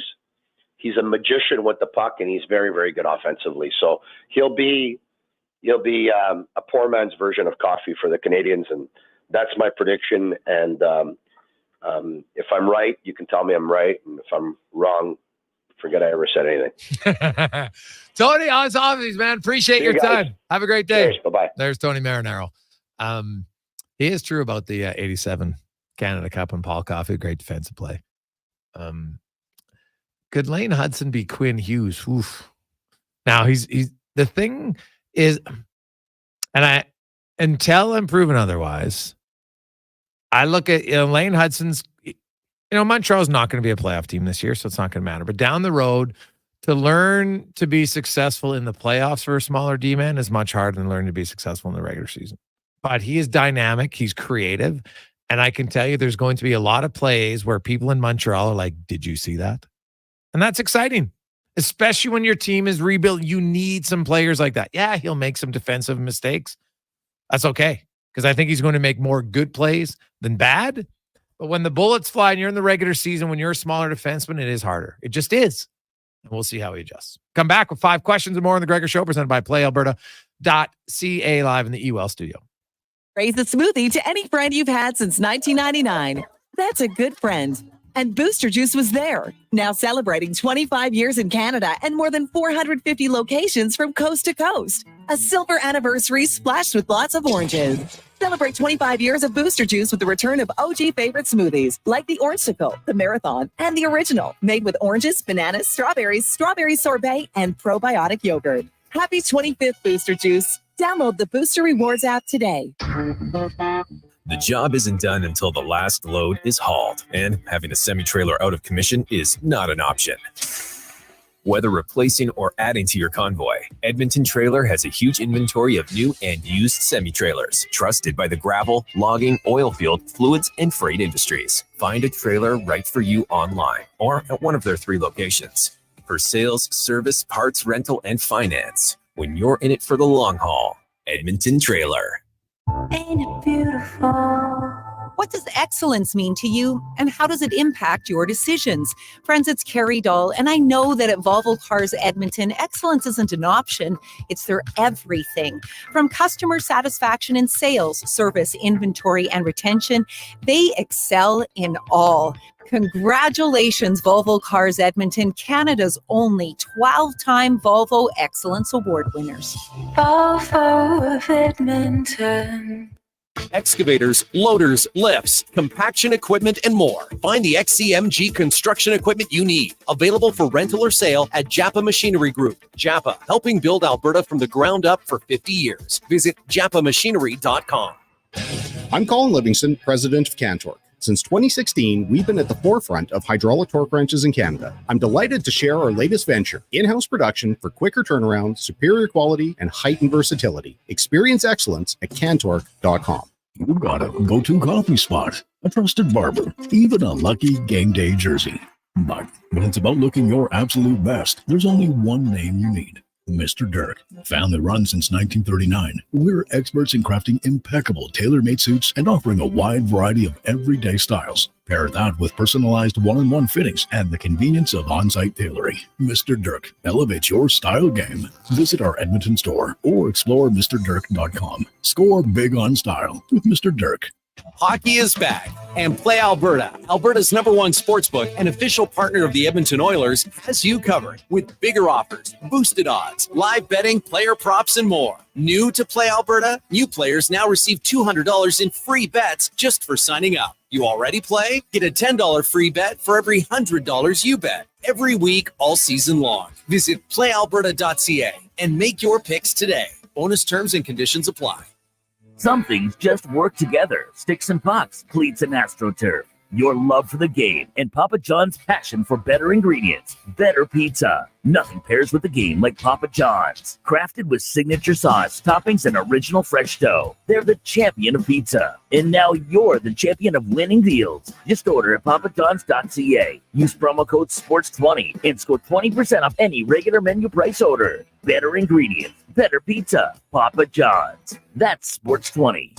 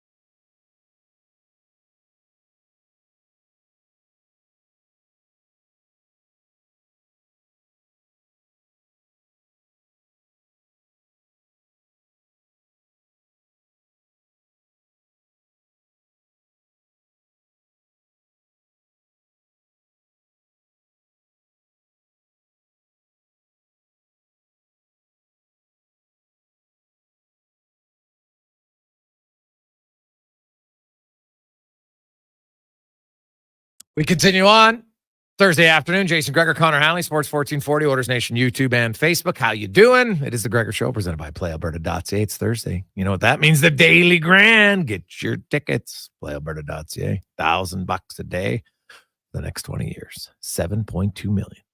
Or you can get a one lump summer or just the enjoyment of a grand a day. Nice. Get your tickets at PlayAlberta.ca. Hey, as it's time for 5 questions brought to you by The Brick. And they're here to help you get a great night's sleep. Just in time for the big game. Up to 40% off mattresses right now. Shop in store or online at The Brick and thebrick.com. It's time for 5 questions on the Jason Gregor Show. All right, Jason, question number 1. We got more of a teaser of Amazon's show Face Off inside the NHL. Debuts tomorrow. You touched on it to start the show. You can see a little bit of the raw emotion from Oilers captain Connor McDavid after one of the losses in Florida. Things you never get to see. So I'm really looking forward to seeing this show. When it comes to captains and leaders in the NHL, who would you have in your top 3? Ah, man, it's very selective. Like, how do you know who's a good leader unless you're really in the room? Like, have you heard any player ever come, oh, yeah, he was a bad leader? Like, honestly. So, Shane Corson with the Oilers. Didn't people say that about him? Yeah. Well, did anybody in the room say it, or is it fans? Because the team was terrible and after many years of winning, right? So, I loved him back then, and people told me I was crazy for that. Yeah. I don't know. You'd probably have to go with Crosby. You know, I guess, because what are you basing winners on? Do they have to win to be a great leader? So I guess that would be Crosby. McKinnon, I guess. I don't know. Barkov. Like, honestly, I don't really know. I can't say McDavid because to me it's a homer pick, and I don't really know. I'll take McKinnon. Just as a captain, as a leader, I want a guy who not only on the ice but off the ice. Any situation, Connor McDavid can go out there and do it. I'll have him in my top 3. I would agree with you on Sidney Crosby, another guy, like, when you need something to happen, he seems to be the guy that's going to do it for that team. We saw the stretch that he had to finish up the season last year and make that playoff push. And just because I like the guy, I'll throw in Alexander Ovechkin. I think his teammates like him as well. Question number 2, we saw the Connor Geekie suspension, 1 game. Did you think that was the appropriate amount? Oh, I had no issue with it. Yeah, you come off. It's a legal line change. The bigger issue is here. He went after a guy for a clean hit. It was a perfectly clean body check. So I don't mind if you want to go after a guy when they knee a teammate, you elbow a teammate, but when it's a clean hit, body checking's allowed. I've never really liked it, but by the rules, yeah, that's basically. I think somebody got 2 games once, if my memory's correct, but I wasn't surprised by 1 game. Yeah. I'm like you. It is funny we say that. When did this start happening? It's been happening for, like, it feels like 20 years. There's a clean hit, and you have to go out there and defend it, unfortunately. But I was totally okay with the 1 game suspension. That's good enough for me personally. Question number 3, looking at this season, how many Canadian teams do you have making the Stanley Cup playoffs? Well, Toronto's in, Edmonton's in for sure. I think those are the 2 obvious ones. Vancouver I will put in, so that's 3. After that, Montreal, no. Calgary, no. So most is 5. One of Ottawa. Winnipeg, I think, is a good chance. I'll go 5 just because I want my nephew to make playoffs. I hope so. That's a team I root for every year. But for me, I'll lock it in at 4. Get the Leafs out east, and then, like you said, Canucks, Oilers, and Jets, I think, will find their way into the postseason this year. Tonight, we touched on it a little bit. Potential prop bets with Kyle Pitts and what you might do. The Falcons, though, 2.5-point favorites to win over the Bucks, and the over/under at 43.5. If you were throwing down, let's say, $5, what would the money be on tonight? Well, 43.5. Ooh. Well, I like offense. So I would take the over tonight. I'm with you. I'd hammer the over, and anytime touchdown, give me Algier. I think they like getting into tight there, and they like to power it. Taking Bijan off the field, which I hate to see, but Algier running back for the Falcons, anytime touchdown. And my final question for you is on this day back in 2006, the TV show Friday Night Lights debuted. Of course, the success of the movie and the book. So we often talk sports movies, but when it comes to sports-related TV shows, what would you have as a couple, maybe, of your favorites? Go ahead. For me, you know what I will say, this Aaron Hernandez one I'm kind of intrigued by right now. It's okay. I'm not going to say it's great, but it's okay. Shoresy would be up there, but I got to say Ted Lasso. Ted Lasso, just a show. Always really enjoyed it. We're hearing that there might be filming season 4, and I don't even know who's going to be in it, but Ted Lasso, the first 3 seasons, mostly first 2 and a bit, I would say I really enjoyed. Yeah, sure is pretty good, obviously. Sports, yeah. Well, Ted Lasso, yeah, it's hard to, that one's fresh in my mind. I'm trying to think of, like Coach was kind of funny for a while. Trying to think other sports related shows. I never really watched Friday Night Lights. I watched the movie. I never watched the series. But Eastbound and Down would be another one that made me laugh. So I would go with that. Like The League was good. The League actually was pretty funny. The Ballers for a few years. I can't say I watched all of that show, but the first couple seasons I really enjoyed. Have you watched any of Mr. McMahon on Netflix? No. It's an interesting one. If you have the time, I'd recommend checking that one out too. All right. There we go. Interesting. Now, when we come back, Speck will join us. We're going to talk a little more hockey after him on a busy Thursday. Tomorrow is the return of Craig Button to the show next week. Mike Rupp will be joining us. New time on Wednesday. Rupper's going to be a little bit earlier. He'll be at 2:20 on Wednesdays. Just because he was doing a lot of games, so that just fits in better with his schedule. So we'll have Rupper 2:20. Butts is still at 4 o'clock on Fridays as the kind of back to everybody is back now that hockey season officially gets going tomorrow for the start of the regular season with Buffalo and New Jersey dropping the puck at 11 a.m. Edmonton time. Let's get to the con man and a sports 1440 update brought to you by Booster Juice. 25 years. They are celebrating. Dale came up with the idea 25 years ago, and it has been a great local success story from local to national and international. That is Booster Juice, and they're bringing back some classics, the original Marathon and the ultra popular Orangesicle. Download the Boosters Reward app today and order them. This is a Sports 1440 update. Calgary Flames signed defenseman Tyson Barrie, 1 year, $1.25 million. Barrie, 33, had been at the team at training camp on a PTO, appearing in 3 preseason games. Tampa Bay Lightning forward Connor Halley has been suspended for 1 preseason game. The league found that Halley left the player's bench on a legal line change for the purpose of starting an altercation. On the ice tonight, you got the Bruins in Quebec City taking on the Kings. Flyers will host the Devils, Penguins, Blue Jackets, Red Wings up against the Maple Leaf Stars in St. Louis, and the Avs travel to Nevada taking on the Golden Knights. Week 5 in the NFL will kick off tonight as the Buccaneers 3-1 head to Atlanta to take on the 2-2 Falcons. Kickoff set for 6:15 there. Kansas City Chiefs wide receiver Rashee Rice was placed on the IR today with the knee injury he suffered on Sunday. That means he will miss at least the next 4 games. Major League Playoffs tonight. Got the Brewers and the Mets getting going shortly. Winner of this one will take on the Philadelphia Phillies in the second round. And Indiana Fever guard Caitlin Clark was the near unanimous pick of the WNBA Rookie of the Year, receiving 66 of 67 votes. Coming up in hour 4 of the Jason Gregor Show, we will be joined by Mark Spector of Rogers Sportsnet, and we'll talk some Spruce Grove Saints with Coach Marsh. I'm Connor Halley. This has been a Sports 1440 update. Sports 1440 in West Edmonton Mall and Wetaskiwin. CKJR is a Stingray radio station. Download the free radio player app and listen wherever you go. Edmonton's premium live music and party venue is On the Rocks. Check out Bingo Tunes on Monday. Perform on the best stage in town with karaoke on Wednesdays. Learn how to salsa with Salsa Rocks on Thursdays. And every weekend, OTR goes live. With your favorite bands on the OTR stage and DJ Kenny K. For everything that's going on at On the Rocks, give us a follow. Facebook, Instagram, or Twitter. At On the Rocks, EDM. Eat well, party hard. On the Rocks. On the Rocks. On the Rocks. Open every day till 2 a.m. What's the power? The locks are on a timer. They're going to get out.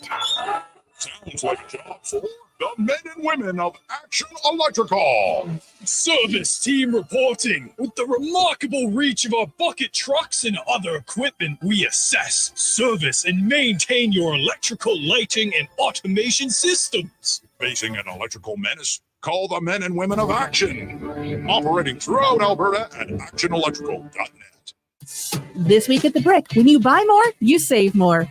Shop amazing savings throughout the store, like up to 30% off furniture, up to 40% off mattresses, and up to $500 off select major kitchen appliances.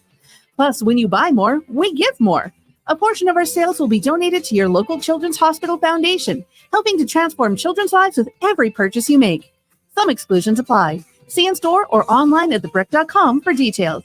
The Brick, saving you more.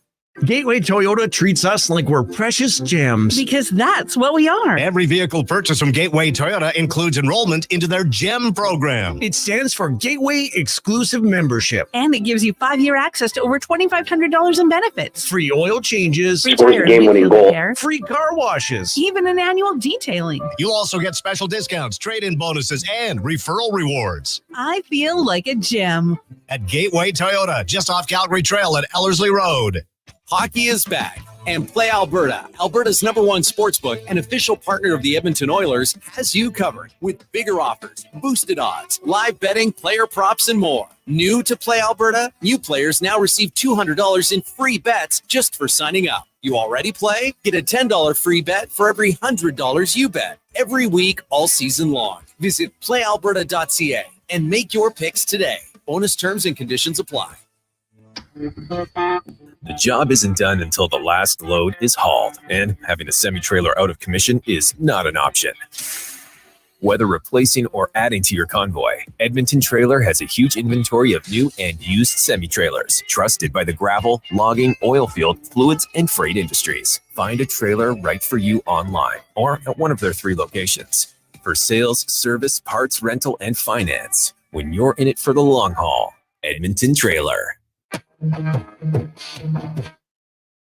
Portions of this hour brought to you by Japa Machinery. Japa is digging deep on their 50-year history of supporting Alberta's construction industry with their line of special edition blackout excavators. Visit japamachinery.com for all the details.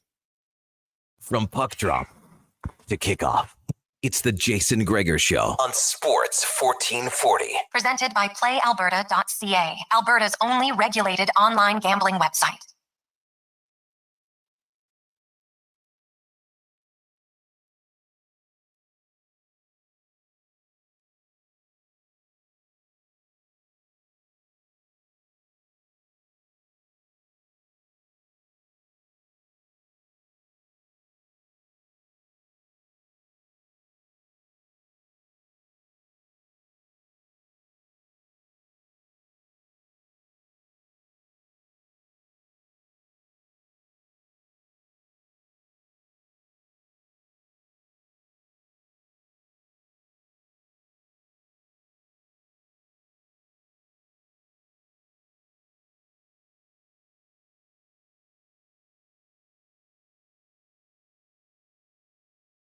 No, 6 from, 5 from the start of the regular season in North America. It starts next Tuesday. Of course, orders on Wednesday.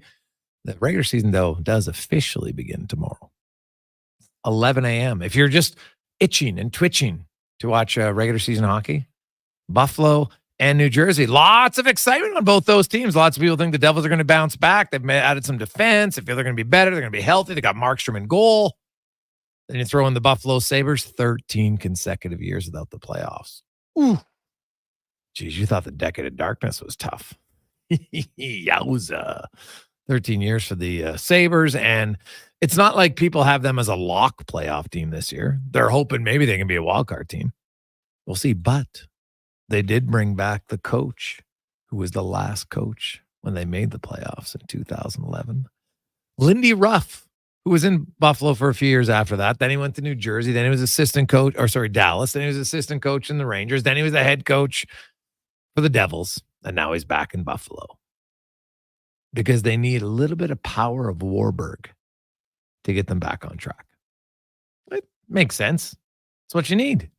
Anybody out there knows. You You got a problem for coaching, you go to Warburg. They got a pretty good success rate for NHL coaches for such a small community. Right? It is it's outstanding. So there you go. Check it out. Now, let's get to the spec report brought to you by GS Construction. And GS is very proud. They love to promote from within. Like a guy like Mitchell Prince. He had a temporary position that turned into now he's their superintendent of water services. They love promoting from within. If you're looking for a career opportunity, go to Indeed.com and look up GS Construction. As we welcome in Mark Spector to the show. And Spec, I know we can't go too in depth on it, but we both got the sneak preview of, and I watched episodes 5 and 6. I don't know if you watched the other ones. I only watched episode 5 and 6. It involved the Edmonton Oilers. It's coming out on Amazon tomorrow. What was your impressions? Oh, it's fantastic. It's, even for a guy that travels around with the team, and I was at every game that they were talking about, every playoff game. And, I'm not telling you that I'm as close. I guess what I'm trying to say is I'm as close to the team as any outsider around town's going to be. You get a lot of looks in there that I certainly have never had, for sure. The stuff after the game when, we've all seen on the internet today, after game 2, Connor McDavid going crazy, getting his, basically losing it on his guys for playing a lousy game 2. There's a great scene in there after game 7 of Connor McDavid in tears. You're never going to see that, folks, anywhere if you don't, unless you watch this. So that's what amazed me, Jay. Hockey's been an insular place for a long time. They let those cameras really get in. And in fact, if you watch it with a close eye, I felt like the Oilers let some cameras in that Florida didn't. I didn't get the stuff out of the Florida room that we got out of the Oilers room. Did you see that? Very interesting point, because either A, they didn't show it because it wasn't as good, or they didn't allow it in, right? Yeah. But I kind of got this, so I wasn't sure. I would like to find out that question, but because, I thought there should be maybe more from like game 6, right? You're up 3-0, and suddenly now it's 3-3. Yeah, there wasn't game 6. I thought the exact same thing. Give the Oilers credit and McDavid and everybody. I mean, they let those cameras in at the most painful moment of their careers. And, there's that one shot of Harry closing the curtain when McDavid's freaking out. But generally, they let those cameras in, and I give them credit for that. They let the fans in if you let the cameras in. And you're right, Jay. After game 6, I want to see what that Florida room was like, and we didn't get a huge glimpse in there. Yeah. So I don't know. Maybe they did, and there was like, there's nothing worthwhile in it. Like, who knows? Maybe Paul Maurice and them are super calm. Who knows? They're like, hey guys, we're going back home, which they might have been, right? Because they still had game 7 on home ice. But I never saw anything anywhere that showed a glimpse of Florida ever looking like, uh-oh.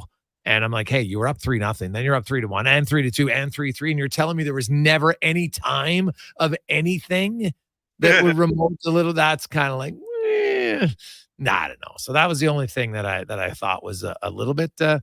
But there's lots of great scenes in there. And so I do think, because, I've had a lot of people asking, like, for Oilers fans, is it too painful? Well, first of all, the outcome. So it's not like it's a surprise. Right? Right? Like, it's not like, what?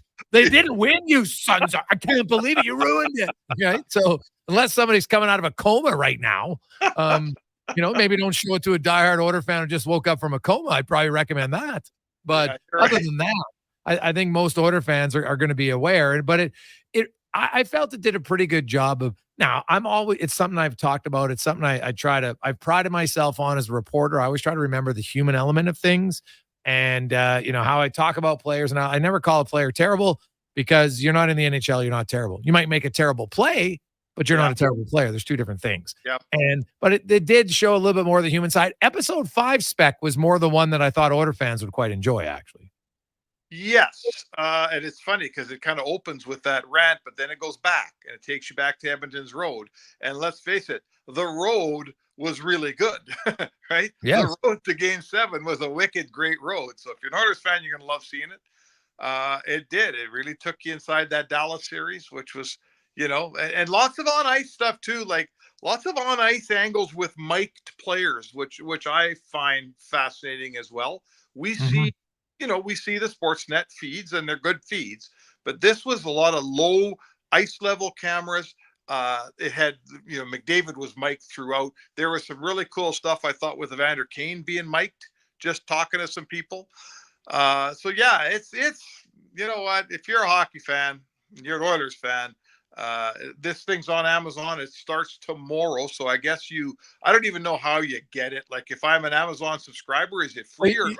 You need, if you have Prime, you'll get it. It'll be on Amazon Prime, right? Okay. So that's how you get it. Yeah, so there you go. So really good. And frankly, I've only watched 5 and 6 too. It'd probably be fun to watch 1 through 4.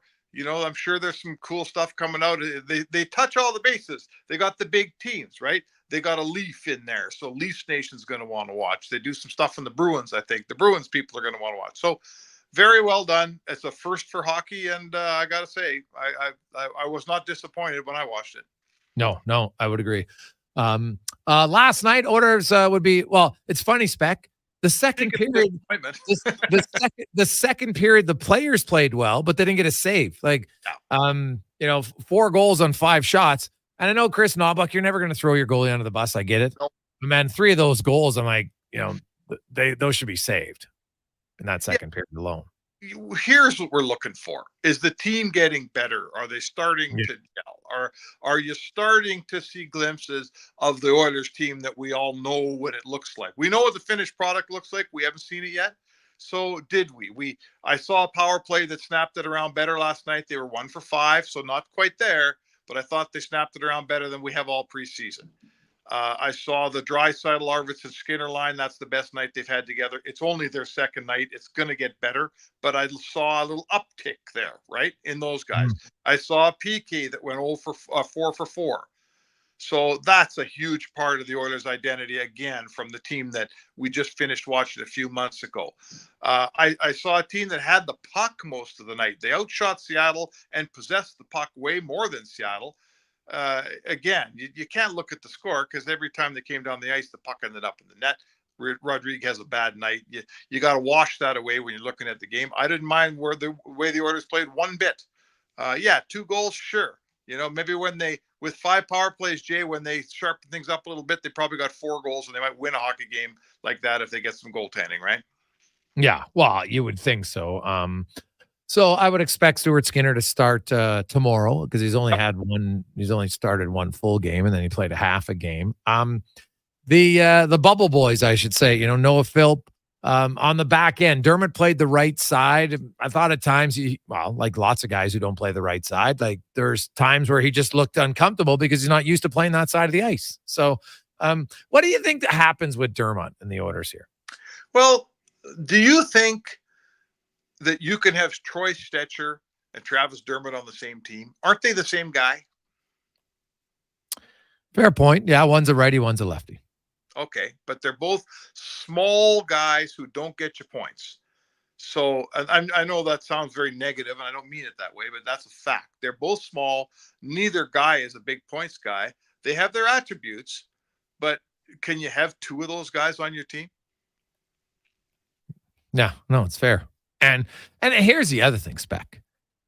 Dermott, Stecher, Brown, they're all in Arizona last year. Like, I don't know, maybe it's just me, but I'm like, that's not ideal. Well, yeah, that's fair too.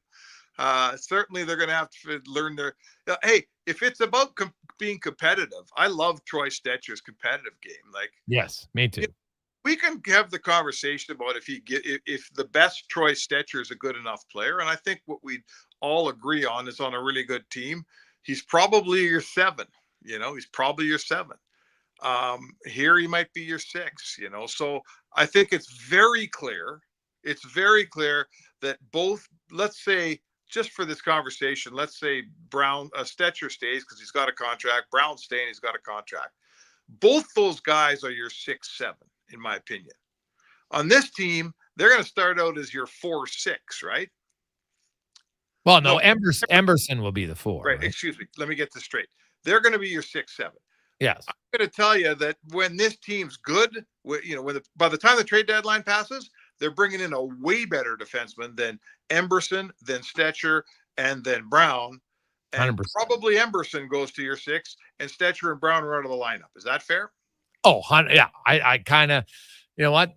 If you gave me a crystal ball, that would be my prediction wholeheartedly for them. Now, you know what? Emerson's going to have a season to show what he can do here up until the trade deadline. And, Troy Stetcher's competitive. Brown is what he is. It's funny if you look at Brown's numbers in Arizona last year up against Dermott. I guess if you value scoring, if you value shots for and against more than goals for and against, then you like Dermott. But if you like goals for and against, Brown was way better. He was a +1 player, 5-on-5 in Arizona, goals for and against. And I talked to Wood guy and a lot of other analytics guys at the end. I've said this all along. Goals for matter more than shots for to me. At the end, like small sample size, maybe you might want to go to everything, but the longer you go, are you on the ice for more goals for or against? That's what wins games, not shots. You don't win by outshooting the opponent. You win by outscoring the opponent. Yeah. And it was my argument for the longest time with Chris Russell. Oh, I don't care. He's on for some shot attempts. Boo-hoo. He always was outscoring the opposition. Why? Because he didn't get scored on very much. And that was a guy who didn't bring a lot of offense. So nope. I look at Brown. I'd be floored, Spec, if the organization who signed him 3 months ago decides after 4 preseason games that they're going to put him in the minors and sign Travis Dermott. I'd be surprised by that. You got to travel with 7 defensemen, I think. Yes. The defensemen are the one blocking shots. They're the one getting hurt more often. You got to travel with 7 defensemen. So in my world, Brown and Stetcher are going to be platooning in that right side. They're both right shot. That's what I want down there with Kulak. They're going to platoon back and forth in the 6 hole.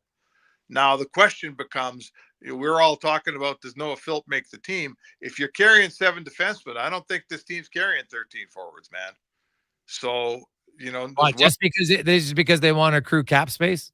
I think so. I'm not sure I see a team that's going to have Kane not on LTI, right? Not on LTI, and they're going to carry 22 guys. I'm not sure I see that. Do you? I actually do, because the odds of them going any sort of time, like maybe for the first 4 home games, maybe. But let's say, Spec, you have 12 forwards and you get hurt Sunday. Now you got to bring a guy in from Bakersfield for the next night, right? Like, you can do it, but it's not ideal is all I'm saying. Now I know you can go with 11 forwards if you had to. It's not the end of the world, so they could do it fine. I guess I look at it and say, if Noah Philp's playing better than Derek Ryan and I like him better than Derek Ryan, then I'm keeping him. Yeah, no. I'm not worrying that much about the accrued cap space, which day by day isn't as much as people think. Over 5 months it is, but the chances of them having 12 healthy forwards and never recalling anybody for 4 months is extremely low. It is extremely low, but I think they're going to start off down that road. Okay. I do. That's what I think. And I think it's a win-win for Noah Philp. Noah Philp's shown us what he could do here. Right. And he's got to get even better by, mid-December by playing every night in Bakersfield. The guy's barely played. So he's had the best camp of anyone. He's the one guy out of all the players at camp that showed up and made us all turn our heads. This guy could play in the NHL. I think we're all in agreement on that. If he has to go to the minors for a month, for weeks, for a month, for 2 months, I don't care. Let him go down there and play. You know what you got. And if they stay healthy, let's see what happens. If they don't stay healthy, first guy coming up is Noah Philp. Yeah, it's probably true. So at the end of the day, you think they just let Dermott walk, or do they sign him and send him to the minors? Well, if he'll go to the minors, you keep him in your system. I certainly think that. I know they've got a lot of money spent down in Bakersfield, but I believe that they would want to have him in their system. It's a tough spot for a guy his age to they're not signing him to a one-way deal, I don't think. And if I'm Travis Dermott, I'm going to look around for a while, boy, before I start signing a two-way deal. He's played a long time, but the minute you sign that first two-way deal, sometimes you don't get out of those minor leagues. I've seen it before. It's valid, but you know what? every other team, like obviously his agent will do his job here in the next a few days and be talking to everybody and see what's open and out there. But if no one else is offering, maybe you just take what someone's offering, right? That's for sure. I mean, I think if Stan Bowman comes to my agent and says, look, we got a minor league deal for you here, a 2-way deal, I politely ask if he can wait a week. That's all. I don't think Stan's in a hurry. I think Stan understands. Yeah, any GM understands. Yeah, that's a fair point. Give me a week, man. I'll get back to you in a week. And I think that's where we are with Dermott. I just don't, if first of all, Stetcher's the right shot. That's an edge. I don't think Dermott's appreciably better than Stetcher in my books. So I think he had to come in here and blow the doors off. He's been okay. He's been good. Like, he can still play some, but they don't need another lefty. They don't need another small guy.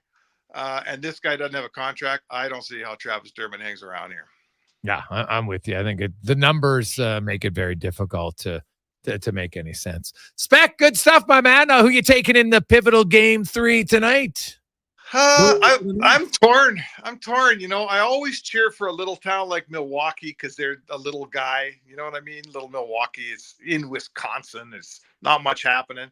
But the poor loser Mets have been a horse bleep team since I was a kid almost.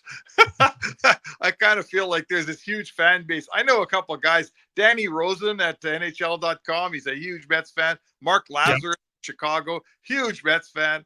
So I kind of wouldn't mind seeing the Mets win for them. I guess I'm telling you, I'm kind of ambivalent, man. I don't really have a horse in this race. What about you? Yeah, there's not. I just like the Bruku because they got the beer slide. So I'll go with them. Beer slide. Yeah. I'd like to ride the beer slide just once. Yeah, for sure, man. And Laverne and Shirley and all that stuff. Let's go to Milwaukee. Let's do a road trip. Oh God, buddy! I bet you know what? I drove right through it from Chicago to Green Bay. So there you go. Yeah, and they had all fun down there, man. There's lots going on. You go down to Milwaukee, you watch a baseball game, you find a Green Bay Packers game, you catch a Notre Dame game, which is really close to there, and come back to Chicago and go to a blues bar. Like, let's set this up. I'm liking your thinking here. Let's do it next summer. That could be a fun road trip. All right. Have a good one, Spec. All right. See you later. There you go. That's Mark Spector. Look at him, travel agent. I like it. Might have to look into that. Oof. I haven't had a road trip in a while. Good. Those are fun. I know a few people to organize that. How many of you want to go on a roadie? Probably been a while. Wasn't like a good roadie. I like it. We'll take a quick break. We'll come back. We're going to talk to a little coach and some hockey on the Gregor Show, presented by PlayAlberta.ca. We'll keep taking your text, 833-401-1440, and our inbox, 833-401-1440. Raise a smoothie to any friend you've had since 1999. That's a good friend. And Booster Juice was there, now celebrating 25 years in Canada and more than 450 locations from coast to coast. A silver anniversary splashed with lots of oranges. Celebrate 25 years of Booster Juice with the return of OG favorite smoothies, like the original, the Orangesicle, and the Marathon, made with cranberries, bananas, strawberries, orange sorbet, and probiotic yogurt. Happy 25th Booster Juice. Download the Booster Rewards app today. Hockey is back, and Play Alberta, Alberta's #1 sportsbook and official partner of the Edmonton Oilers, has you covered with bigger offers, boosted odds, live betting, player props, and more. New to Play Alberta? New players now receive $200 in free bets just for signing up. You already play? Get a $10 free bet for every $100 you bet. Every week, all season long. Visit playalberta.ca and make your picks today. Bonus terms and conditions apply. Nuges Nuggets.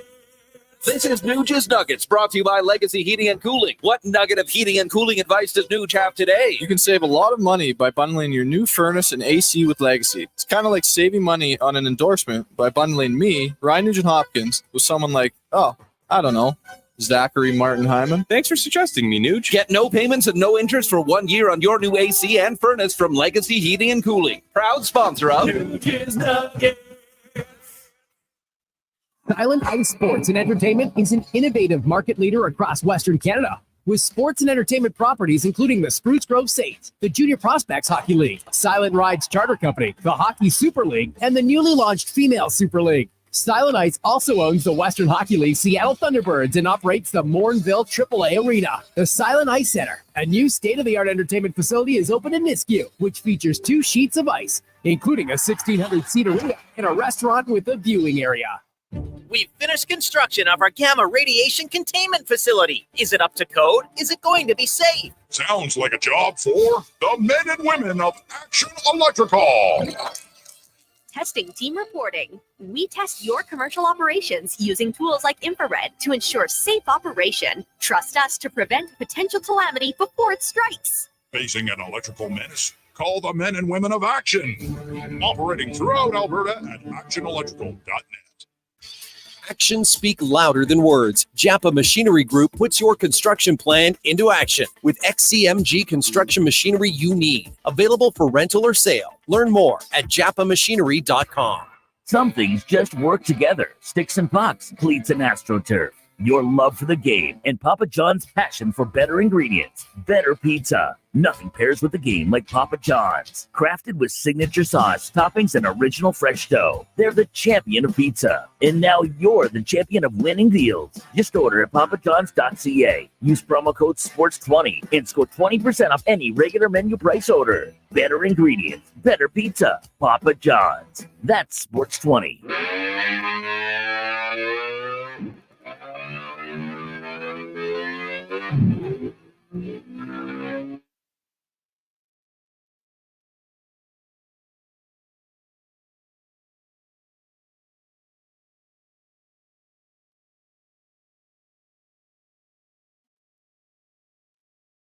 Hat tricks, touchdowns, and home runs. Gregor Show on Sports 1440. Presented by PlayAlberta.ca, Alberta's only regulated online gambling website.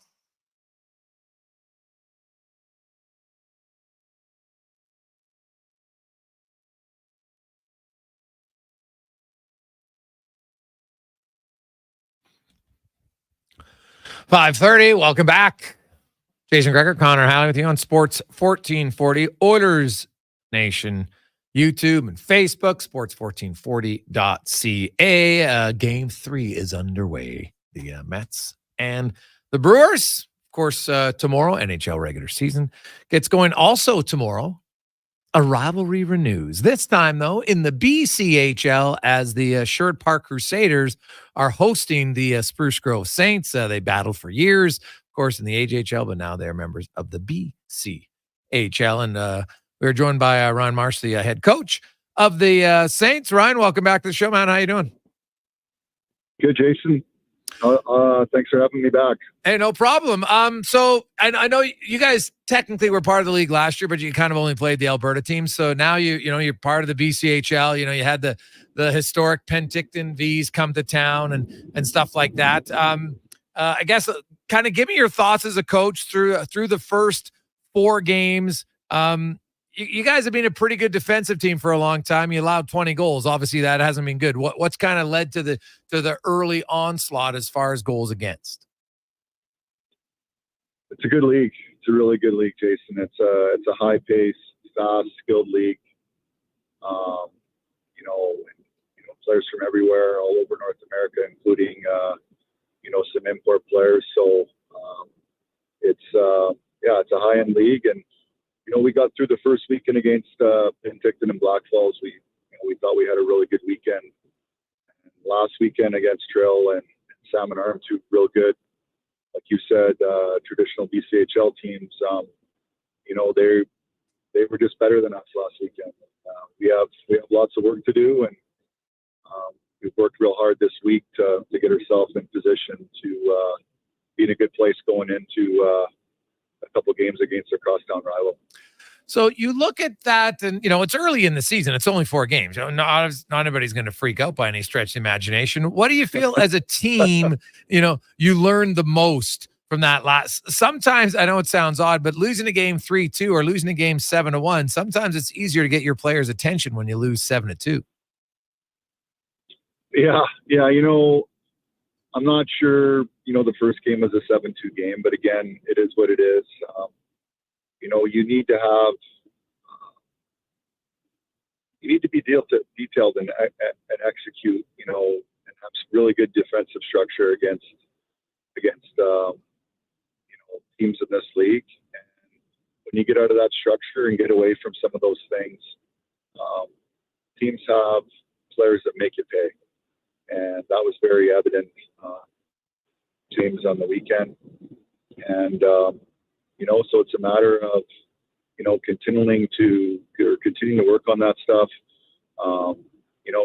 Like I said, we've had a really good week of practice, identifying a few little areas, and we're trying to master some of these parts of our game. We're going back to it, working at it, and I think we've made huge strides since the start of the preseason and the start of the season. I think we've made some huge strides with our group, hopefully we continue to work. We'll see some success here going forward. Now, you guys added a player today, did you not? William. We've added a couple. Yeah, William Seeger from ahead. Sweden. Is that right? Yeah. We added a couple players this week. So William Seeger he's a Swedish player that we've got. It was down in the U.S. Playing in the league down there that we were able to acquire. The big forward, a big right shot forward that we're super excited about, that can skate. And then we've added a couple defensemen as well. James Richards from Winkler's joined us. He's a commit to Niagara. And Carson Lloyd is also another defenseman we've added who has had some games on the OHL, is from the Toronto area. And so we're super happy and excited to bring these players in, and looking forward to getting at it tomorrow. So what do you know about Sherwood Park? They're 3-1 to start the season. I don't know if I'm guessing you've watched some of their games. Yeah. What do you feel the strength is? What do your team have to be aware of when you take on the Crew? They've done a great job there, Jason. Adam and Brennan do just a tremendous job of, the recruiting side, and then the way they play. They play a very fast, high-paced, skilled game. And they've got players that play at that high pace. So again, similar to what I just talked about, and the teams we played last weekend, and that's the type of game we need to be ready for, and we need to kind of turn the tables a little bit, play with that same pace and tempo. But our defensive structure will need to be good. They're a very quick transition team, very good off the rush, and very, very mobile defensemen. So it's important that we're in the right spots. We have really good pressure and positioning, and we're playing to our style of play and our identity, of course, these next two games. Ryan Marsh joins us, head coach of the Spruce Grove Saints. They're in Sherwood Park, 2 games this weekend head-to-head. Now, looking at your team, you brought in a few new guys. It's only 4 games, but how quick can you get them into the play so they can be contributors positively for your team right away? How long does that take? It's good. It's a good question. We're one of the things the BCHL is really focused on is creating a very similar schedule to what you would see at the NCAA level. So we play a lot of Friday, Saturday games. Yes. We play very minimal weekday games. It's Monday to Thursday practice where you're not only practicing, but you're doing your skill development on the ice on top of your regular practice time and your strength and conditioning and your training. We refer to it as just training for the week. And so we've had some practices. They joined us early in the week. We've had some practices, a number of practices. We've had some video sessions with these players. So that helps. It's going to take a little bit, and we're going to rely on our veteran players too that are great teachers. We rely on the players to teach as well on the ice, during drills, those types of things. So the combination of our staff that we have, which is a great staff, as well as our players, the video sessions, and then the opportunity that we've had this week to practice before our game on Friday, it will certainly help, but it'll certainly be a work in progress. Ryan, one last one. You mentioned the league and, kind of the difference. Obviously, there's lots of new players that some of your guys have never played against because, you come from the AJHL for years and, guys might have played, U15 against each other, U17, all that stuff. Now there's lots of different guys. How exciting is that from a sense of just, getting to face a lot of new players, a lot of these guys have never played against and maybe you've never coached against? Yeah, it's great. I think it's a great league. It's a very well-run league, and very competitive league. And there are some great players. You mentioned it. We started off with Penticton, who is, a very storied franchise from the BCHL for a number of years, considered one of the best teams in the country at that level for a long time. And, there's two players on that team that were NHL draft picks. We played that night amongst, a lot of these teams. A good portion of their roster are committed players to Division I NCAA schools. So, it's exciting every night to play against high-end competition. It's just a really good brand of hockey, and like I said, it's just a very good league. Well, Ryan, best of luck this weekend. I know it should be a packed bar. It's always a great rivalry when the Saints and the Crusaders go at it. The only difference is this time is members of the BCHL, so it should be a lot of fun locally. Yeah, you're bang on. It should be some great hockey, a great tradition, a long tradition rivalry with crosstown rivals. We're certainly excited about it. Should be some great hockey. Awesome. Thanks, Ryan. Appreciate it. Good luck. Thanks, Jason. Take care. Ryan Marsh, head coach of the Saints, them and the Crusaders. Ooh, you know what? That's been such a long-standing rivalry for such a long time. It's fantastic. That I know the fans of both teams get quite excited about it. So you'll have Friday night in Sherwood Park, Saturday night in Spruce Grove. So get your tickets for either one. I know the fans of both teams travel quite well. It's not very far. You just take the Henday right around. Pretty simple. So enjoy it. And if you haven't been, check it out. It's good hockey. 5:39. We got lots of texts to get to. And many of you wondering about the Oilers documentary. I guess does that classify as a documentary, Cons? In your eyes? I think a little bit. Yeah, I think a little bit. A little bit, but yeah. So either way, we'll talk about that. It comes out. It's released officially tomorrow for all of you diehard fans. I think you're really going to like episodes. Now, I haven't seen the first 4 episodes because they're only going to give you some. And obviously, I work in Edmonton. That's what we talk about. So I got the 2 final episodes, 5 and 6, because that relates more to Edmonton. But I do want to watch the first ones because I'm a hockey fan and I like stories. So, there's an Elander, Pasternak, and then, of course, there's the captain's one. You also have Florida involved early on. So I think it should be pretty good. I'll say from the 2 that I watched, highly entertaining. Like I said, I think you get some stuff that you just have never seen. As Spec said, he travels with the team. I've been around the team a long time. There's stuff in there that you don't get the opportunity to see. So I think it's great. Take a quick break, come back and wrap things up on the Gregor Show, presented by PlayAlberta.ca. It's Thursday. Get your tickets, the Daily Grand at PlayAlberta.ca. $1,000 a day for the next 20 years. Not bad. PlayAlberta.ca.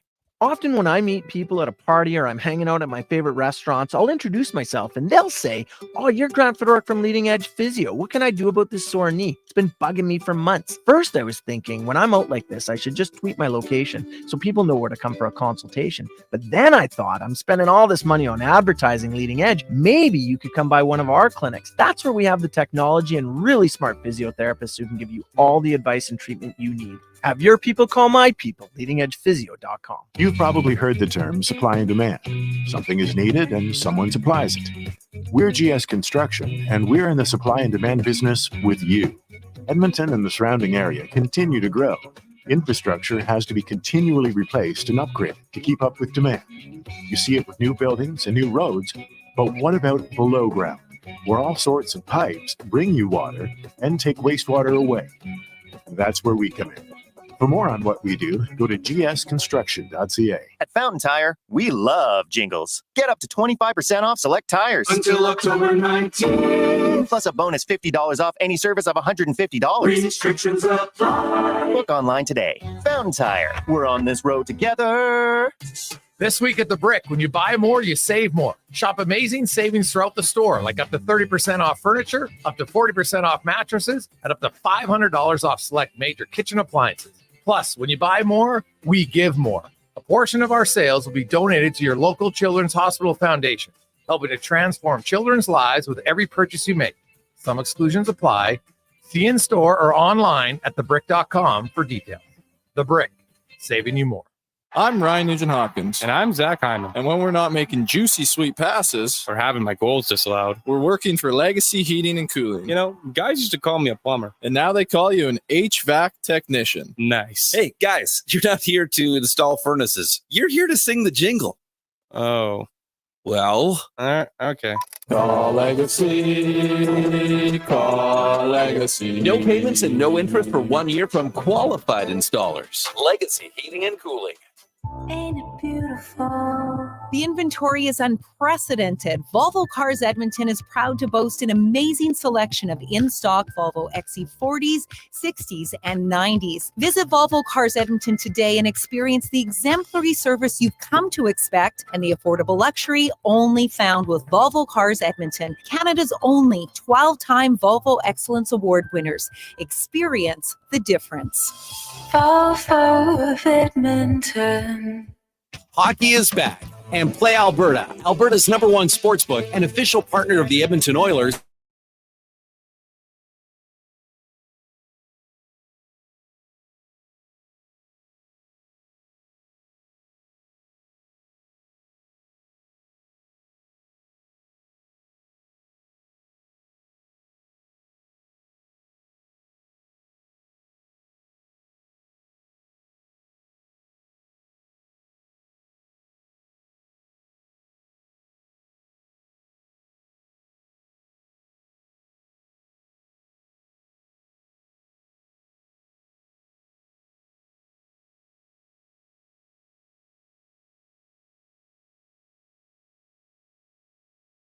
Wrong.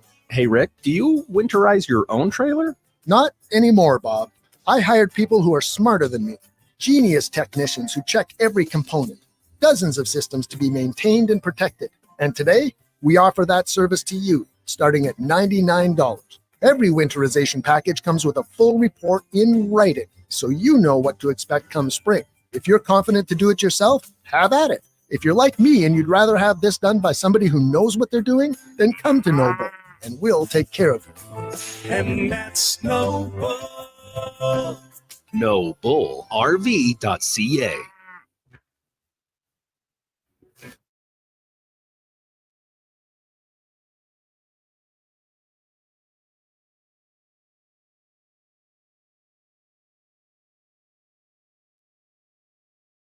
The Jason Gregor Show, the best of Edmonton sports talk and beyond. This is Sports 1440. Presented by PlayAlberta.ca, Alberta's only regulated online gambling website.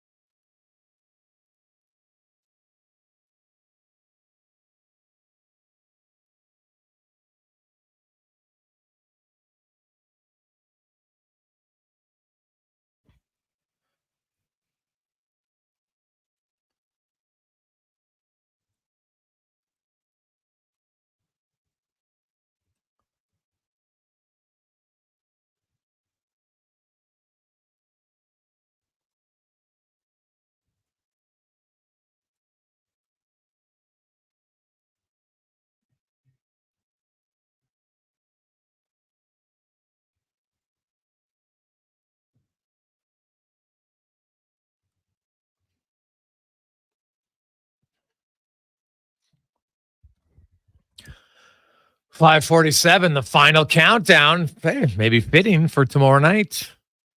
Some of the guys, the orders still have to make cuts. They got an extra goalie. We obviously know that's going to be Rodrigue. They have technically 2, possibly 3 forwards. I think Kajula's going. Unfortunately, Raphael Lavaz not healthy. That's hard to make the team. And then a defenseman. Now, Dermott doesn't have a contract, so it's not like you have to send him down. As Spec said, you can just, and here's the thing. Maybe Dermott just stays with the team. Remember Chris Kelly? He just skated with the team, stuck around. Now, he was going to the Olympics, totally different, but that's something they might do. Nothing wrong with it. The player agrees to it. Just say, hey, you know what? Why don't we wait? We'll see what happens. Want to stick around for a bit? He might, if you have no other options. So that's an option for them to do as well. So we'll see. You can, you don't have to sign him, but he can still be around. They did it, before, so should be good. 833-401-1440. Hey guys, agree Phil should be here if Derek Ryan isn't, but the same can be said about Brown and Dermott. If Dermott outplays Brown, send Brown to the minors. Don't defend the signing if it's bad. From Leo. Well, Leo never defended the signing, number one. Number two, it's a lot different. So what does Dermott add that's different? You need different elements to your team. Philp adds something very different. Big, fast. He's a completely different player than Derek Ryan. And Derek Ryan wouldn't be going to the minors. You would be keeping 13 forwards. So I have no problem if Brown's not in the lineup. If he's your seventh defenseman because you think Stetcher and Emerson outplayed him, no problem. I don't have an issue with that at all. But you do have to look at it rationally and not emotionally. Remove emotion and just look at it rationally. I think 4 preseason games is infinitely too small of a sample size to suggest a player signed for 3 years can't help your team at all in the regular season. I think Josh Brown was signed for a very specific thing. Did I like the signing at the time? No, I told everybody. I was like, what, 3 years? Why? I didn't understand it. Why? Why would you? Now, again, the 3 years doesn't hurt them cap-wise because you can send in the minors if you want to. Right? That doesn't, if you're like, hey, we found out this guy just, you know what? Maybe he can't play as well as we thought. We made a little bit of an error. It's not like a Jack Campbell error that hurts you at $3.8 million against the cap when he's in the minors. The difference is he just goes to the minors and your owner's like, all right, I'll pay him NHL money to play in the minors. Happens. So, but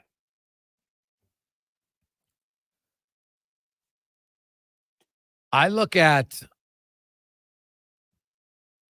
the Oilers situation, and really when training camp started, I said I thought there was a chance Lavoie or Philp could crack the roster as a 13th forward. Now, neither one might. They might only keep 12. I thought the defense was pretty set. I thought Dermott was in a tough spot to make it. Because their left side's stronger than the right side. And I'm not sure. Now, Stetcher can play the left side. He actually has played the left side a lot. See, that's the difference. He's played the left side. He played the left side a lot in Arizona. And he's a right shot. So he can play both. So you've got the versatility there. Dermott, we saw him on the right side last night, and he didn't look great. Right? He didn't look great. So I'd be surprised if they keep Dermott and ship out another defenseman. Surprises have happened before. I'd be surprised if it happened. Hey, Greg's, I know you've talked about it a lot, but if the Elks lay an egg again and lose, do you think G-Roy Simon and Jarius Jackson could potentially not be re-signed because of that decision to not play Trey Ford? From Douglas? Well, yeah. You got to remember. So the ownership right now, they're in the process of hiring their president. I know they've interviewed some people, and they're going through that process right now. I think they would like that finalized sooner than later. And then that person, who I'm assuming if you're interviewing for the job, you're paying attention to what's going on in the organization right now. I would hope so. Right? And so there's a few things at play here. So when the new president comes in, how important is it for them to have a GM who lives in your city? Do they value that? Because at other times that has been valued. I think there was a time where the organization maybe lost their way a little bit with that. Right? Is their president going to be here? I think that's important. Right? When Preston wasn't here, that wasn't good. Right? Victor Queet came back, but Victor Queet turned out that, big hat, no cattle. So, yeah, I think for sure, G-Roy Simon and Jarius Jackson, their contracts are up. So a new president come in and just say, guys, we're cleaning house. Because best case scenario, they win 8 games this year. That's best case. They might only win 6 or 7. So we'll see what happens. But yeah, I think for sure they're definitely guys who have to be leery of what's going on. Let's get to the con man of sports 1440 update brought to you by Ewell. Get your power play amped up with Ewell. Supplying the city of champions in Alberta with quality electrical gear since 1975. EWEL.ca, your partner in power. Good night.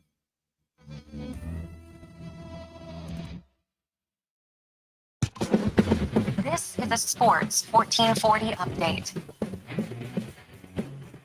The Calgary Flames signed defenseman Tyson Barrie to a 1-year contract worth $1.25 million.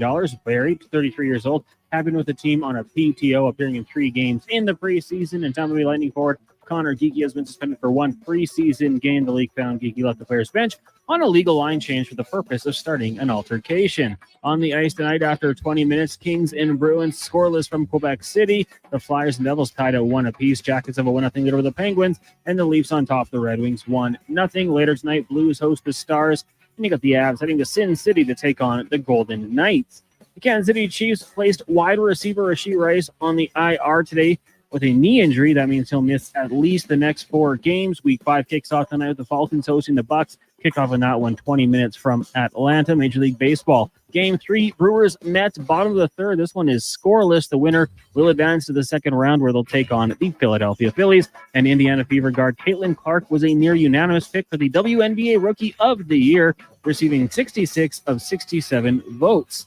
That'll do it for us here on the Jason Gregor Show. Coming up next, we've got Fox Sports Radio all night, and tomorrow morning, 7 a.m., the Kevin Carius Show returns with Carius and Donovan Paulson. I'm Connor Halley. This has been a Sports 1440 update. This is Sports 1440.